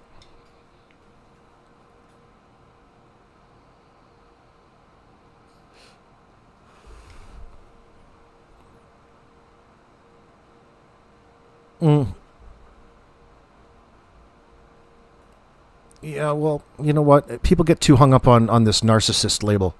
Yeah, that's obvious to see. There's a lot of narcissism involved here, but it's not the end goal. It's not because, oh, he's a narcissist, and somehow that brings some sort of understanding to the behavior and what actually happened. It doesn't really matter in that sense. Yeah, everybody can be narcissistic. He's not murderous. He's not a psychopath, because of the fact he's simply a narcissist. Well, imagine how much of a narcissist he gets when he's high on methamphetamine. And he can't get out of the fucking bathroom because he's spanking it too much.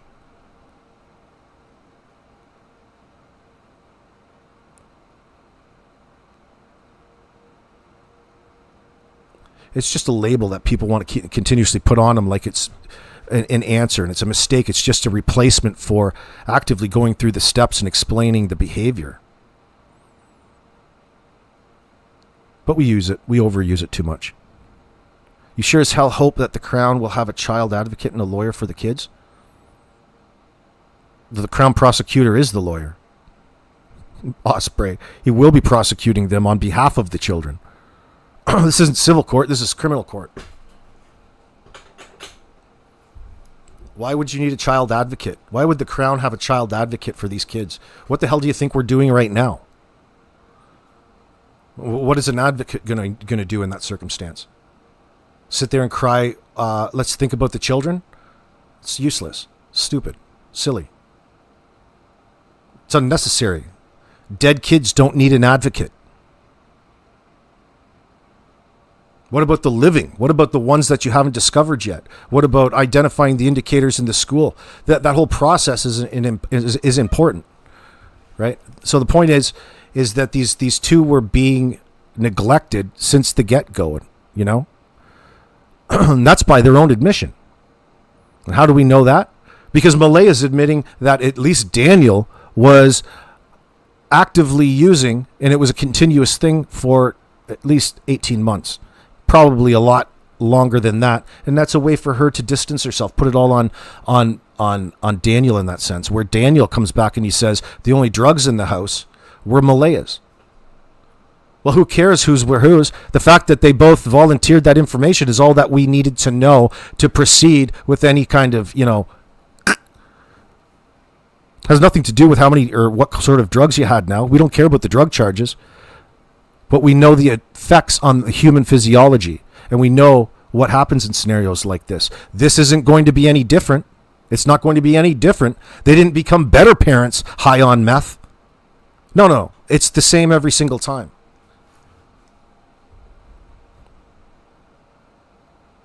Not one parent made an appeal about the reward money or promoted the reward fund. Bottom line, if you have kids in your care, you have legal obligation to the children to keep them safe. I blame the parents. Absolutely. That's the only place you can put blame on here. Why is people having such a hard time putting blame where blame is needed here? Because they're too busy conditioning you with all of this false information, not seeing the forest for the trees. Look, assholes, you're responsible regardless of your story. In which we don't believe, by the way. So we may as well proceed with the no body, because no matter what it is that you said, you've already been given that chance there, Daniel. You're not going to come back and tell us an updated version of the truth. Yet again, no wonder the kids couldn't keep up, lacking the basic needs and being afraid. They also call it extreme neglect, severe neglect in that circumstance, Donna.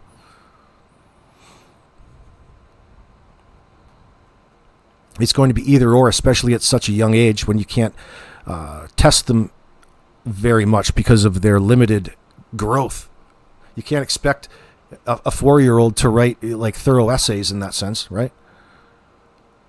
So you can only expect so much. So it's either going to be severe neglect or behaviors typical with autism, which is why she brought up the autism in front of the camera, because it's a lot better than the alternative.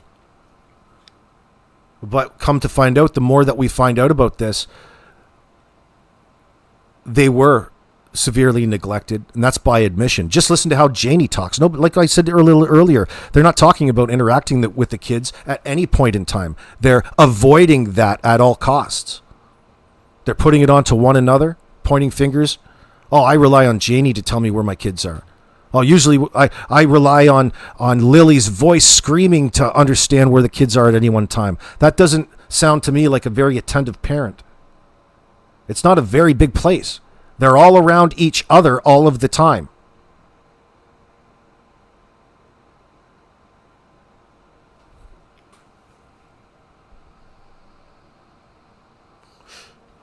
Aaron Smith, you're way off. It's more than possible that the kids ate some tablets that they shouldn't have. Would explain everyone covering their tracks. No, it wouldn't. No, it wouldn't. No, that's a... Show me an example, Aaron. No, quite the opposite, actually, in your own mind, because you're looking to try to simplify things. And when you see drugs, so many people think that these kids just magically wandered into their parents' stash. Drug addicts who value their drugs more than anything. And somehow they're all so worried that instead, well, why aren't they fucking dead? Why are your kids dead? Because they took... Kids don't fucking do that. Of course, it's possible that they accidentally get into something and get sick. Not two kids getting into something and absolutely die to the point where they have to be dead and covered up. Usually if something happens, you call an ambulance. No, they didn't. It's Aaron Smith. You're putting the blame back onto the victims here. And that's very low on the probability scale. But I appreciate it. That is a fantasy thought. That's a fantasy thought. Not very probable in the circumstance. What sort of tablets then, Aaron? Just any? Tylenol? No. Not.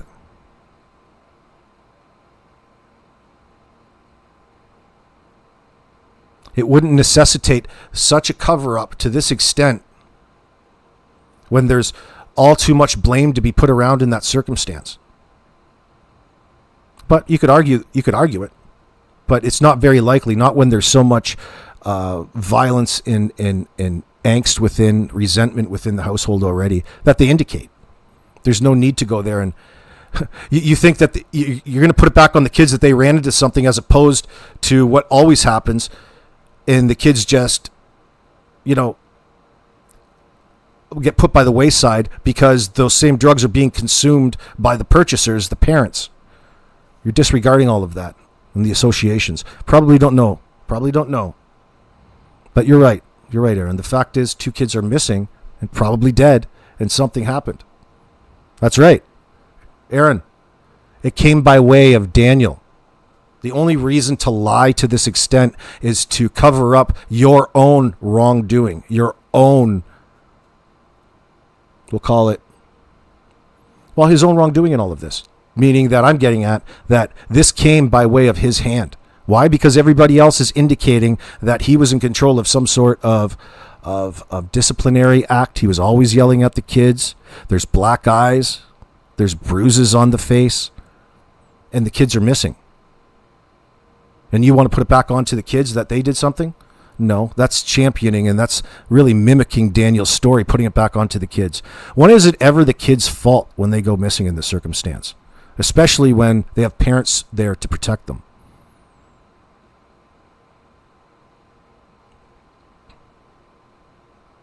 That's a good question, Aaron Smith. This is the thing that I get why. See, I understand it's that brings people. They're looking for a bonding agent in what keeps all of these people tied together instead of turn on one another, because they haven't been pressed appropriately, Aaron, in my opinion. They haven't been pressed yet. They're still in the phase of this particular investigation. Now, we're all way ahead of them publicly, but they're in the phase where they're still getting all of this information out, coming to the determination. The more information that they can use against them to strengthen the case, the better. So you have to play the game, right? But hold on.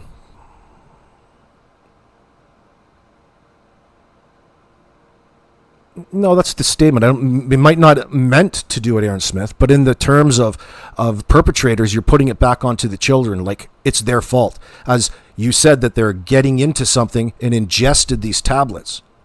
That's putting the blame back on the kids. It might not be what you meant. I won't hold it against you, but that's what the statement says. But all of them are lying. For what would why would M still cover for him? My quick answer to that is that they haven't been questioned, like interrogated in the sense that we would like them to be. So when they come into the situation and go by what they call the peace structure, the peace method of investigating, it has more to do with building rapport in order to extract more accurate accounts or admissions or confessions, rather than using brute force and making the suspects clam up, like good cop, bad cop in that circumstance. And that's just the normal way now. Not that I agree with that. Maybe they don't even agree with how they go about doing it, but it's just the way that they question them. And you can see that it shows in how Daniel relates his information to his experience with interacting with the RCMP, that there's rapport being built. Not just because he's saying it, but he's relaying information that that would ring true with how investigators want to probe for more questions from afar, which is just following up on things that they've heard or a new question. And to Daniel and his portrayal of it, that's just, normal for him, helping police find new leads. And in reality, it's an effort to make it look like nobody knows what happened here, especially the perpetrators or himself. He spends more time trying to make it look like he's got no idea than rather laying forward an actual feasible or plausible event for him to give some sort of reason to be suspicious of somebody else. He's just hopeful that people believe things a certain way. Lock him up, Randy.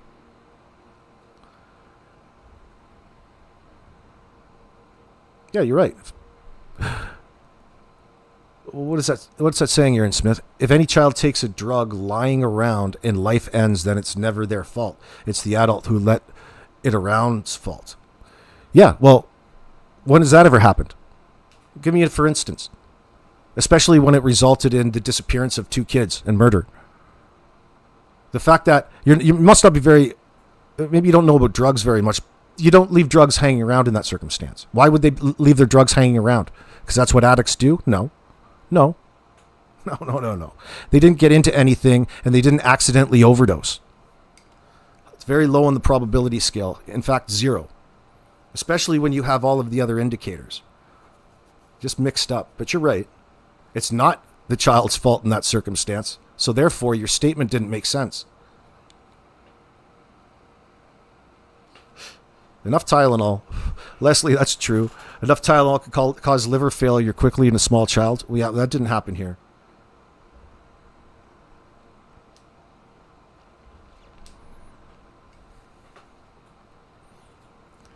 We should be using that shit anyway. Tylenol's horrible. It's bad on everybody's liver, not just a young child, but even more so as a young child. Yeah, you could get it. That's why they make Tylenol for kids. No, even that. No, the Tylenol is bad. You're right. Show me something that's good. Food is good. Food is what you need. Real, actual food. Nutrients.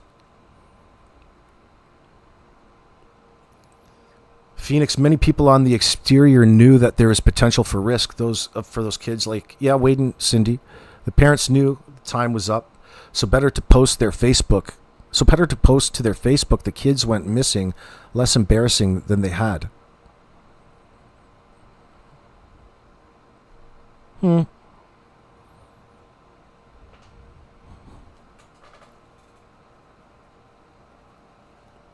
Many people on the exterior knew that there is potential for...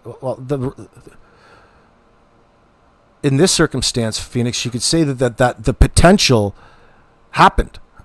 The risk happened. Like, this is what they have all the statistics for, is what we're looking at, right? The parents knew that the parents knew time was up.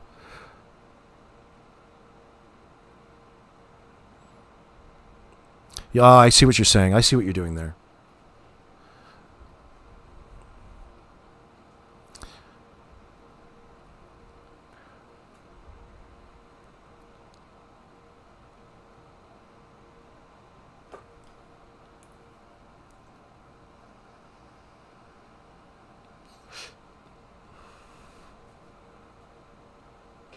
Let me see here.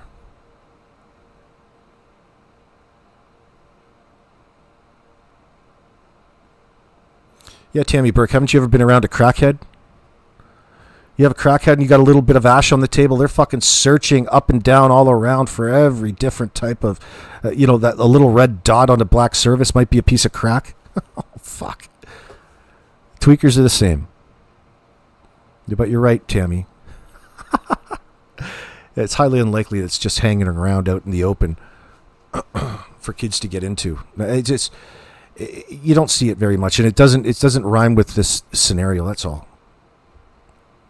Do not forget what Daniel and Malaya are according to Wade, defrauded the government, claiming all 5 kids as their primary caregiver. Malaya stole her grandma. She ain't no angel. Yeah, but you know what? For them, maybe, because like even $34,000 is not a lot of money to be in debt over. That's a car. All right? It's not a lot of money to be in debt over, considering, we live in a debt, you live in a cycle of debt in society in that sense. We live in a debt cycle. But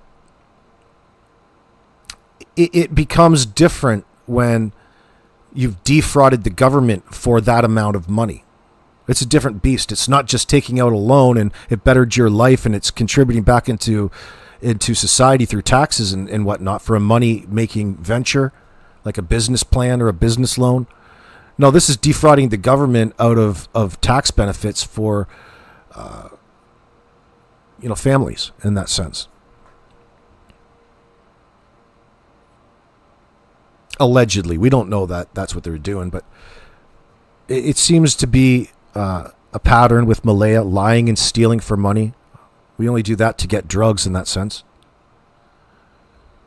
Pot o'clock, Mr. Hemi? Hold on.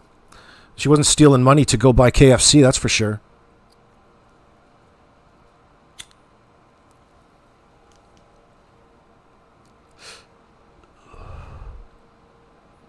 Yeah, Drippy. You find it hard to believe Malaya knew nothing and didn't even check on her kids for over 10 hours, 12 hours to 14 hours, actually, in a small trailer. Yeah, they always want to fandangle around these proposed timelines that they've initially brought to us. Then they want to change them after the fact, and they never align with one another. You don't expect everybody's perception or perspective to align, but you at least should have a story down that resembles one another. This whole we thing in referring to speaking as a whole, that tells you how culpable they all are. What do we know? What could have possibly happened to these kids? I'm afraid to even start theorizing on it because I don't want my mind to go there. I don't want to be filled with these disturbing thoughts.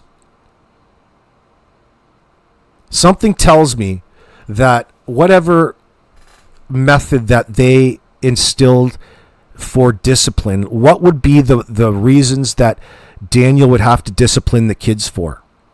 These are the things that we need to know. We could probably get a good idea based off of what we know about them already. In that process, how did Daniel deal with the kids? How did he discipline them? Why did he discipline them in that sense? So, kids never listen in that sense. So, what did it escalate to?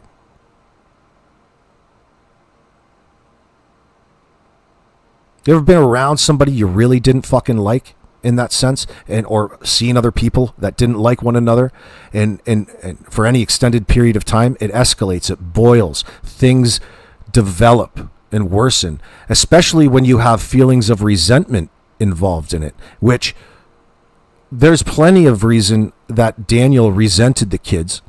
He's indicated it through his speech. And Janie.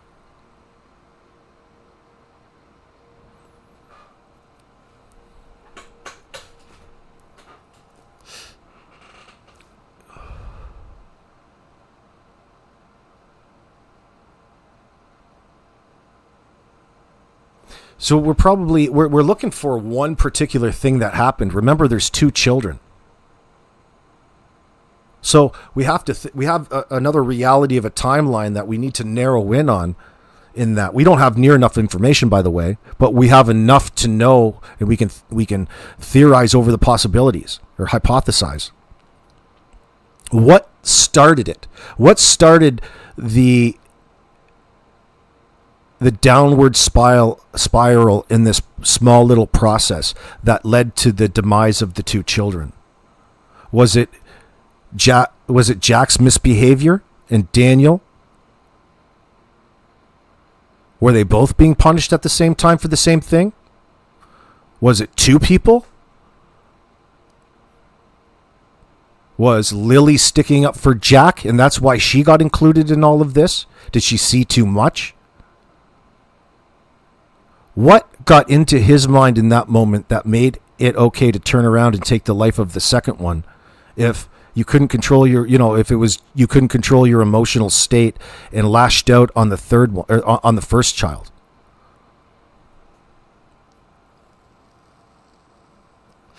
Or is there something much more sinister and despicable, degenerate going on there on a sexual level that we haven't even thought of yet?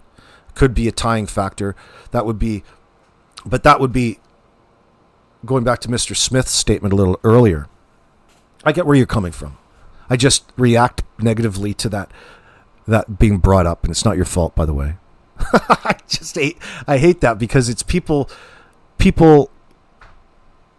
simplifying it too far in their own minds. Oh, well, it's got to be the drugs' fault. They must have got into the drugs. It doesn't. It would have either had to have been given to the kids,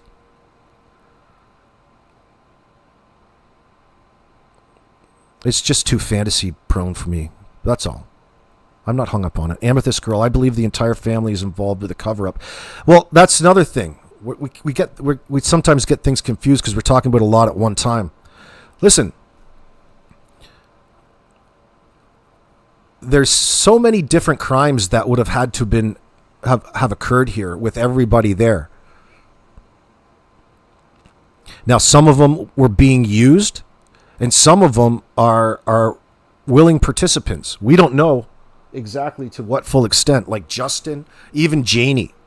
Like Janie seems to be in it because she's going to awful great extents to push a false narrative. And it's obvious it's because she's protective of Daniel.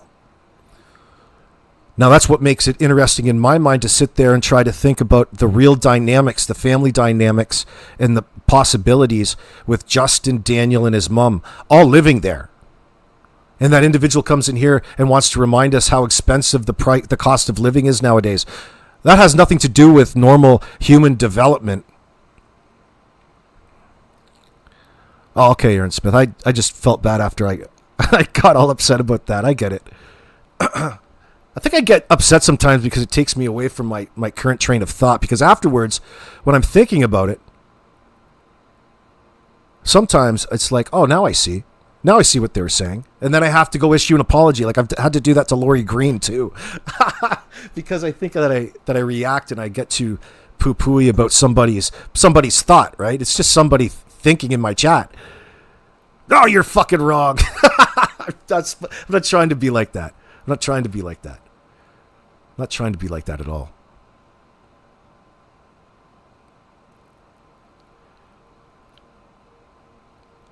But getting back to that statement, that thought,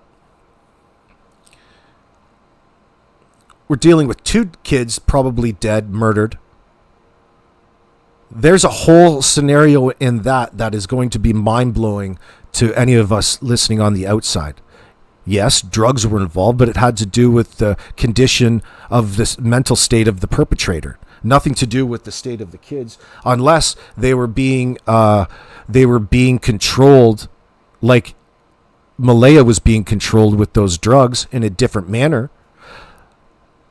But you would obviously need some evidence that way, but it's just a thought that you see quite often where neglectful parents utilize illicit substances and they find it on their sippy cups and they do testing on the sippy cup. Like the one gal was actively feeding her child fentanyl of all things, and it ended up dying. And there's a whole interrogation and interview on YouTube that you can watch about it as well. Fucking mind-blowing. But that's not out of the woods. That's a possibility because of the sedate. Well, that's an opiate. But it would have a sedative-like effect, especially on the kids. But a 4 and a 6-year-old? Like, heaven's sakes, man. This is a mini human being. But it would go along the lines of their unsophisticated, primitive way of parenting, if you could even call it that, and just that's parenting. And then there's neglect. Let's call neglect, I think. There was definitely neglect going on, and that's even by admission from the parents. But if it was it a choice because the allegations are from Wade that he was manufacturing his own shake and bake? Was he taking a little extra, and was he juicing maybe was he juicing some milk? Was he juicing some juice in the fridge to affect the kids and make them less rambunctious, less annoying? Of you know what? In my mind, off the top, it seems not plausible. That's not plausible because you don't know the effects on the children. Like. The children might become your intent is to calm the children down and make them more mellow and preoccupied so you wouldn't have to mind them as much, okay? To alter their behavior as a behavior modification tool. But often drugs have the opposite effect of the intended. So they will become absolutely bouncing off the walls, annoying in different states that either should cause you a lot more worry or it didn't deliver the intended effect. So in this circumstance, I don't think that's going on. I don't have really a reason to think that's going on. I don't. I'm just trying to weigh the possibilities with that. I can't shake. There's no reason to be so deceptive at this point in time if it was anything but the worst. And the worst in this situation is double murder, double child murder.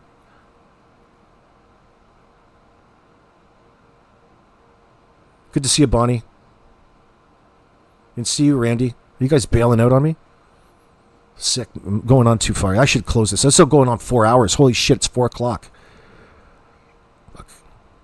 You called CPS on this neighbor I had back in 2000 for giving your 3-year-old NyQuil to sleep so she could clean her house, etc. Holy shit, Daphne. I used to actually use that as a joke. I don't anymore. I used to joke with people. Not like just in the moment. I used to joke with people that I give my daughter NyQuil. I don't even joke about that anymore. No, we don't give children NyQuil or Dayquil or anything like that. I used to have a different sense of humor in that circumstance, but now I can't grow a sense of humor. Janie doesn't give me loving vibes for Lily and Jack. I bet she hated them because it wasn't her bio grandkids, sleuthy one. I mean, hate's a strong word. I'm sure she's fucking hating them right now because they're going to cause her eternal distress. Funny how that worked back on them, right? Like, it's always going to affect you, Janie. So why would you choose? It just shows her character. I mean, each one of these individuals deserves their own breakdown and analysis. It's an interesting scenario. It's always interesting when you realize that the people that are in that position are lying to you, where there's no context with anything, and they're relying on you just hoping to believe their simple statements. And that's exactly what's happening here. Yeah, you're right, Lacadian. Good to see you. Murder is not an everyday thing there, or anywhere, or here. Not like you would turn on the news and think it is. It doesn't really. It happens. It happens. Happens everywhere. Sadly. Zanny the nanny, Mr. Hemi. That's a funny term. It is almost 4:20.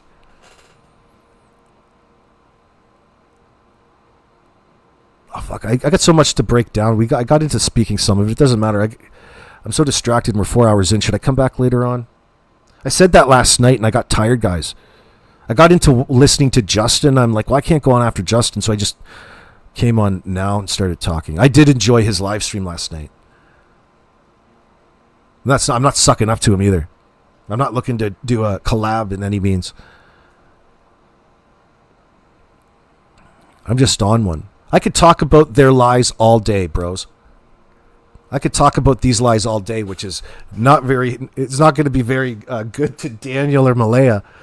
I'm not saying that what I say up here means anything, but you have to capture the narrative. He knows that. He knows this. He knows these things. You're not sucking up either, Soldier Girl. Good to see you.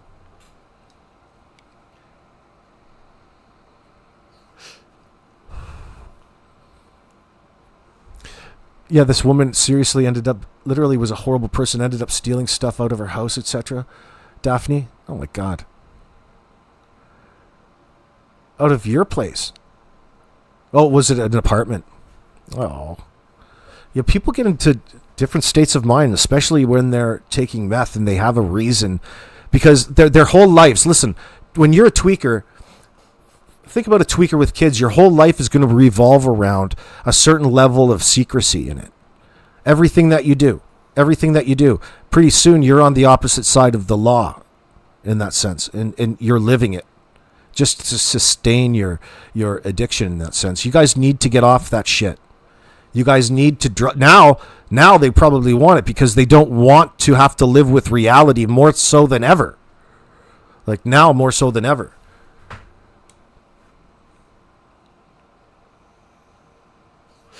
Daniel's only hope Daniel's only hope as his defense attorney is going to be to try to establish some sort of reason that he was rendered temporarily insanity by the use of this shake and bake that he was manufacturing there, that put him in a psychopathic state of mind capable of taking the lives of not one but two children and then proceeding to cover things up. He ain't getting away with that. Wants to be the face of all this. Well, you're going to be the face. Daniel's got all the answers, and not one of them makes a lick of sense. It's people that just want to surround himself would accept anything from Daniel as an answer. No. You care about kids, you're always questioning. You don't think that they choked down on the precious stash? Well, Phoenix, the tweakers around here don't even care about keeping it secret. Oh, fuck no, Drippy. That is such a crazy thing. You should see here. You should see what it's like here. When I was downtown the other day, I was fucking a whole new racks of places. They're just chilling out, shooting up on the side. I'm like fucking classing up the place, no doubt. But it is right out in the open. It is right out in the open. And man, oh man, oh man. I feel sorry for people who are in that position every time. But don't feel too sorry for them because they'll rob you. You can't help fucking tweakers like that. They got to want to help themselves, and that's the problem. When you start getting into that cycle of using and then being able to cook your own, all of a sudden your life changes and you start really manufacturing for your own use, staying high all the time as much as you want, using it as a source of income.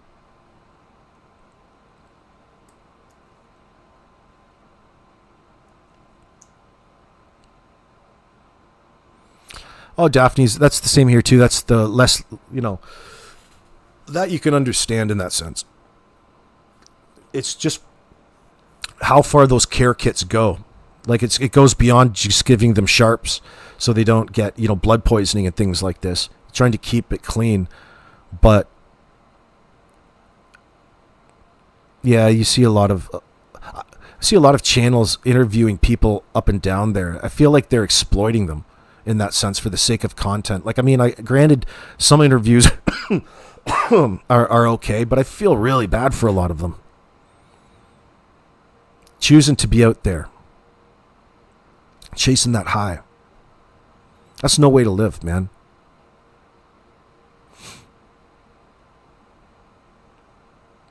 Yeah, the safe supply, or whatever they call it.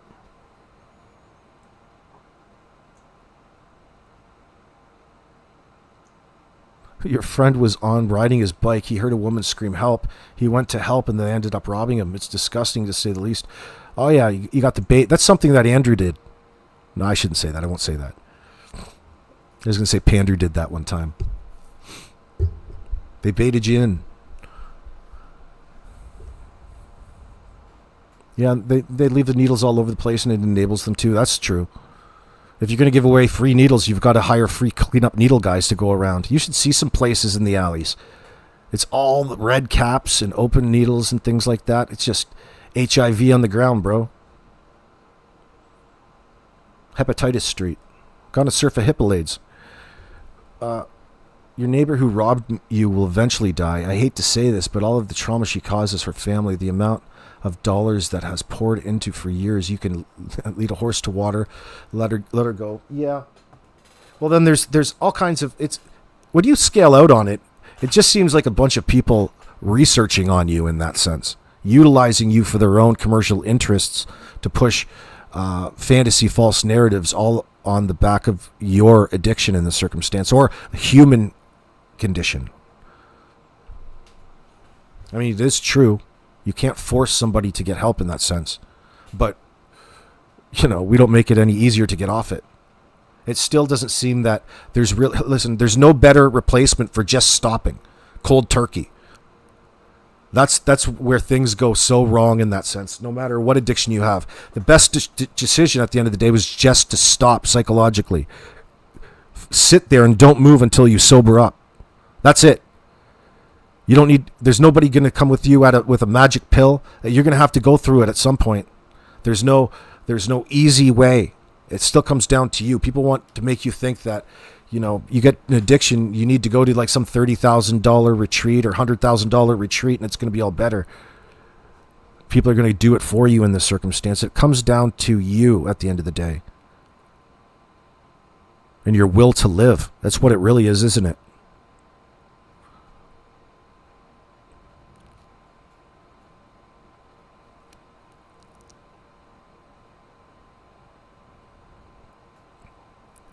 Oh, that's a different... Oh, that's that cycle, Daphne. We're not allowed to talk about that here on YouTube. They'll strike you.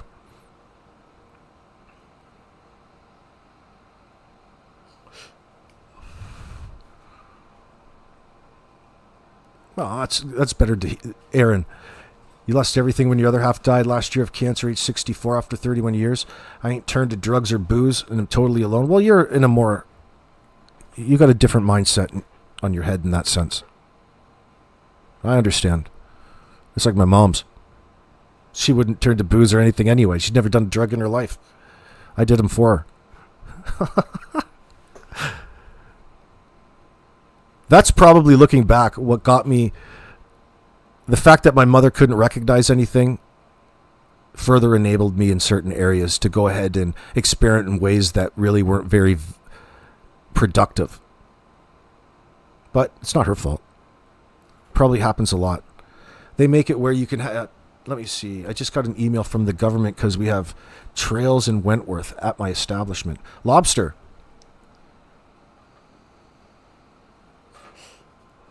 Isn't Wentworth where Cindy lives?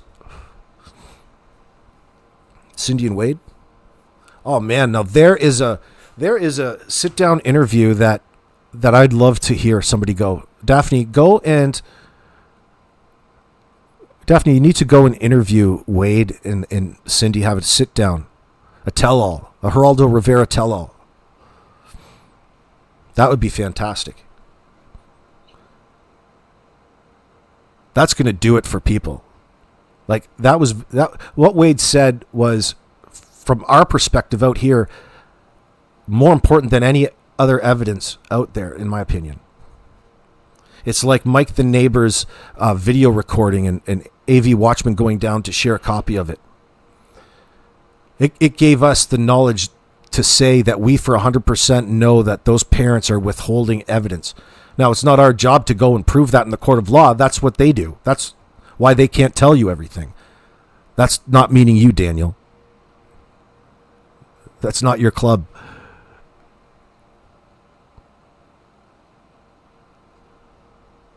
All right, I'm going to get out of here, guys. I'm going to get out of here. Thank you for sticking it out with me this far. I'll push to come back. I've got to do the lawn, but I'll push to come back after lunch. We're going to continue this conversation because I haven't even talked about anything. We're bullshitting enough for 4 hours. Let me come back and we'll continue on this never-ending story. Appreciate it, friends.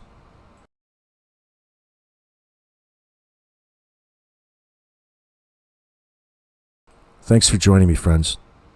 A little bit of music to soothe the soul.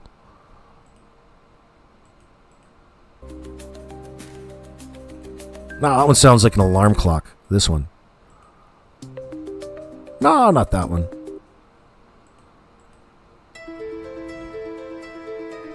Alright, I'll see you in a little bit, guys.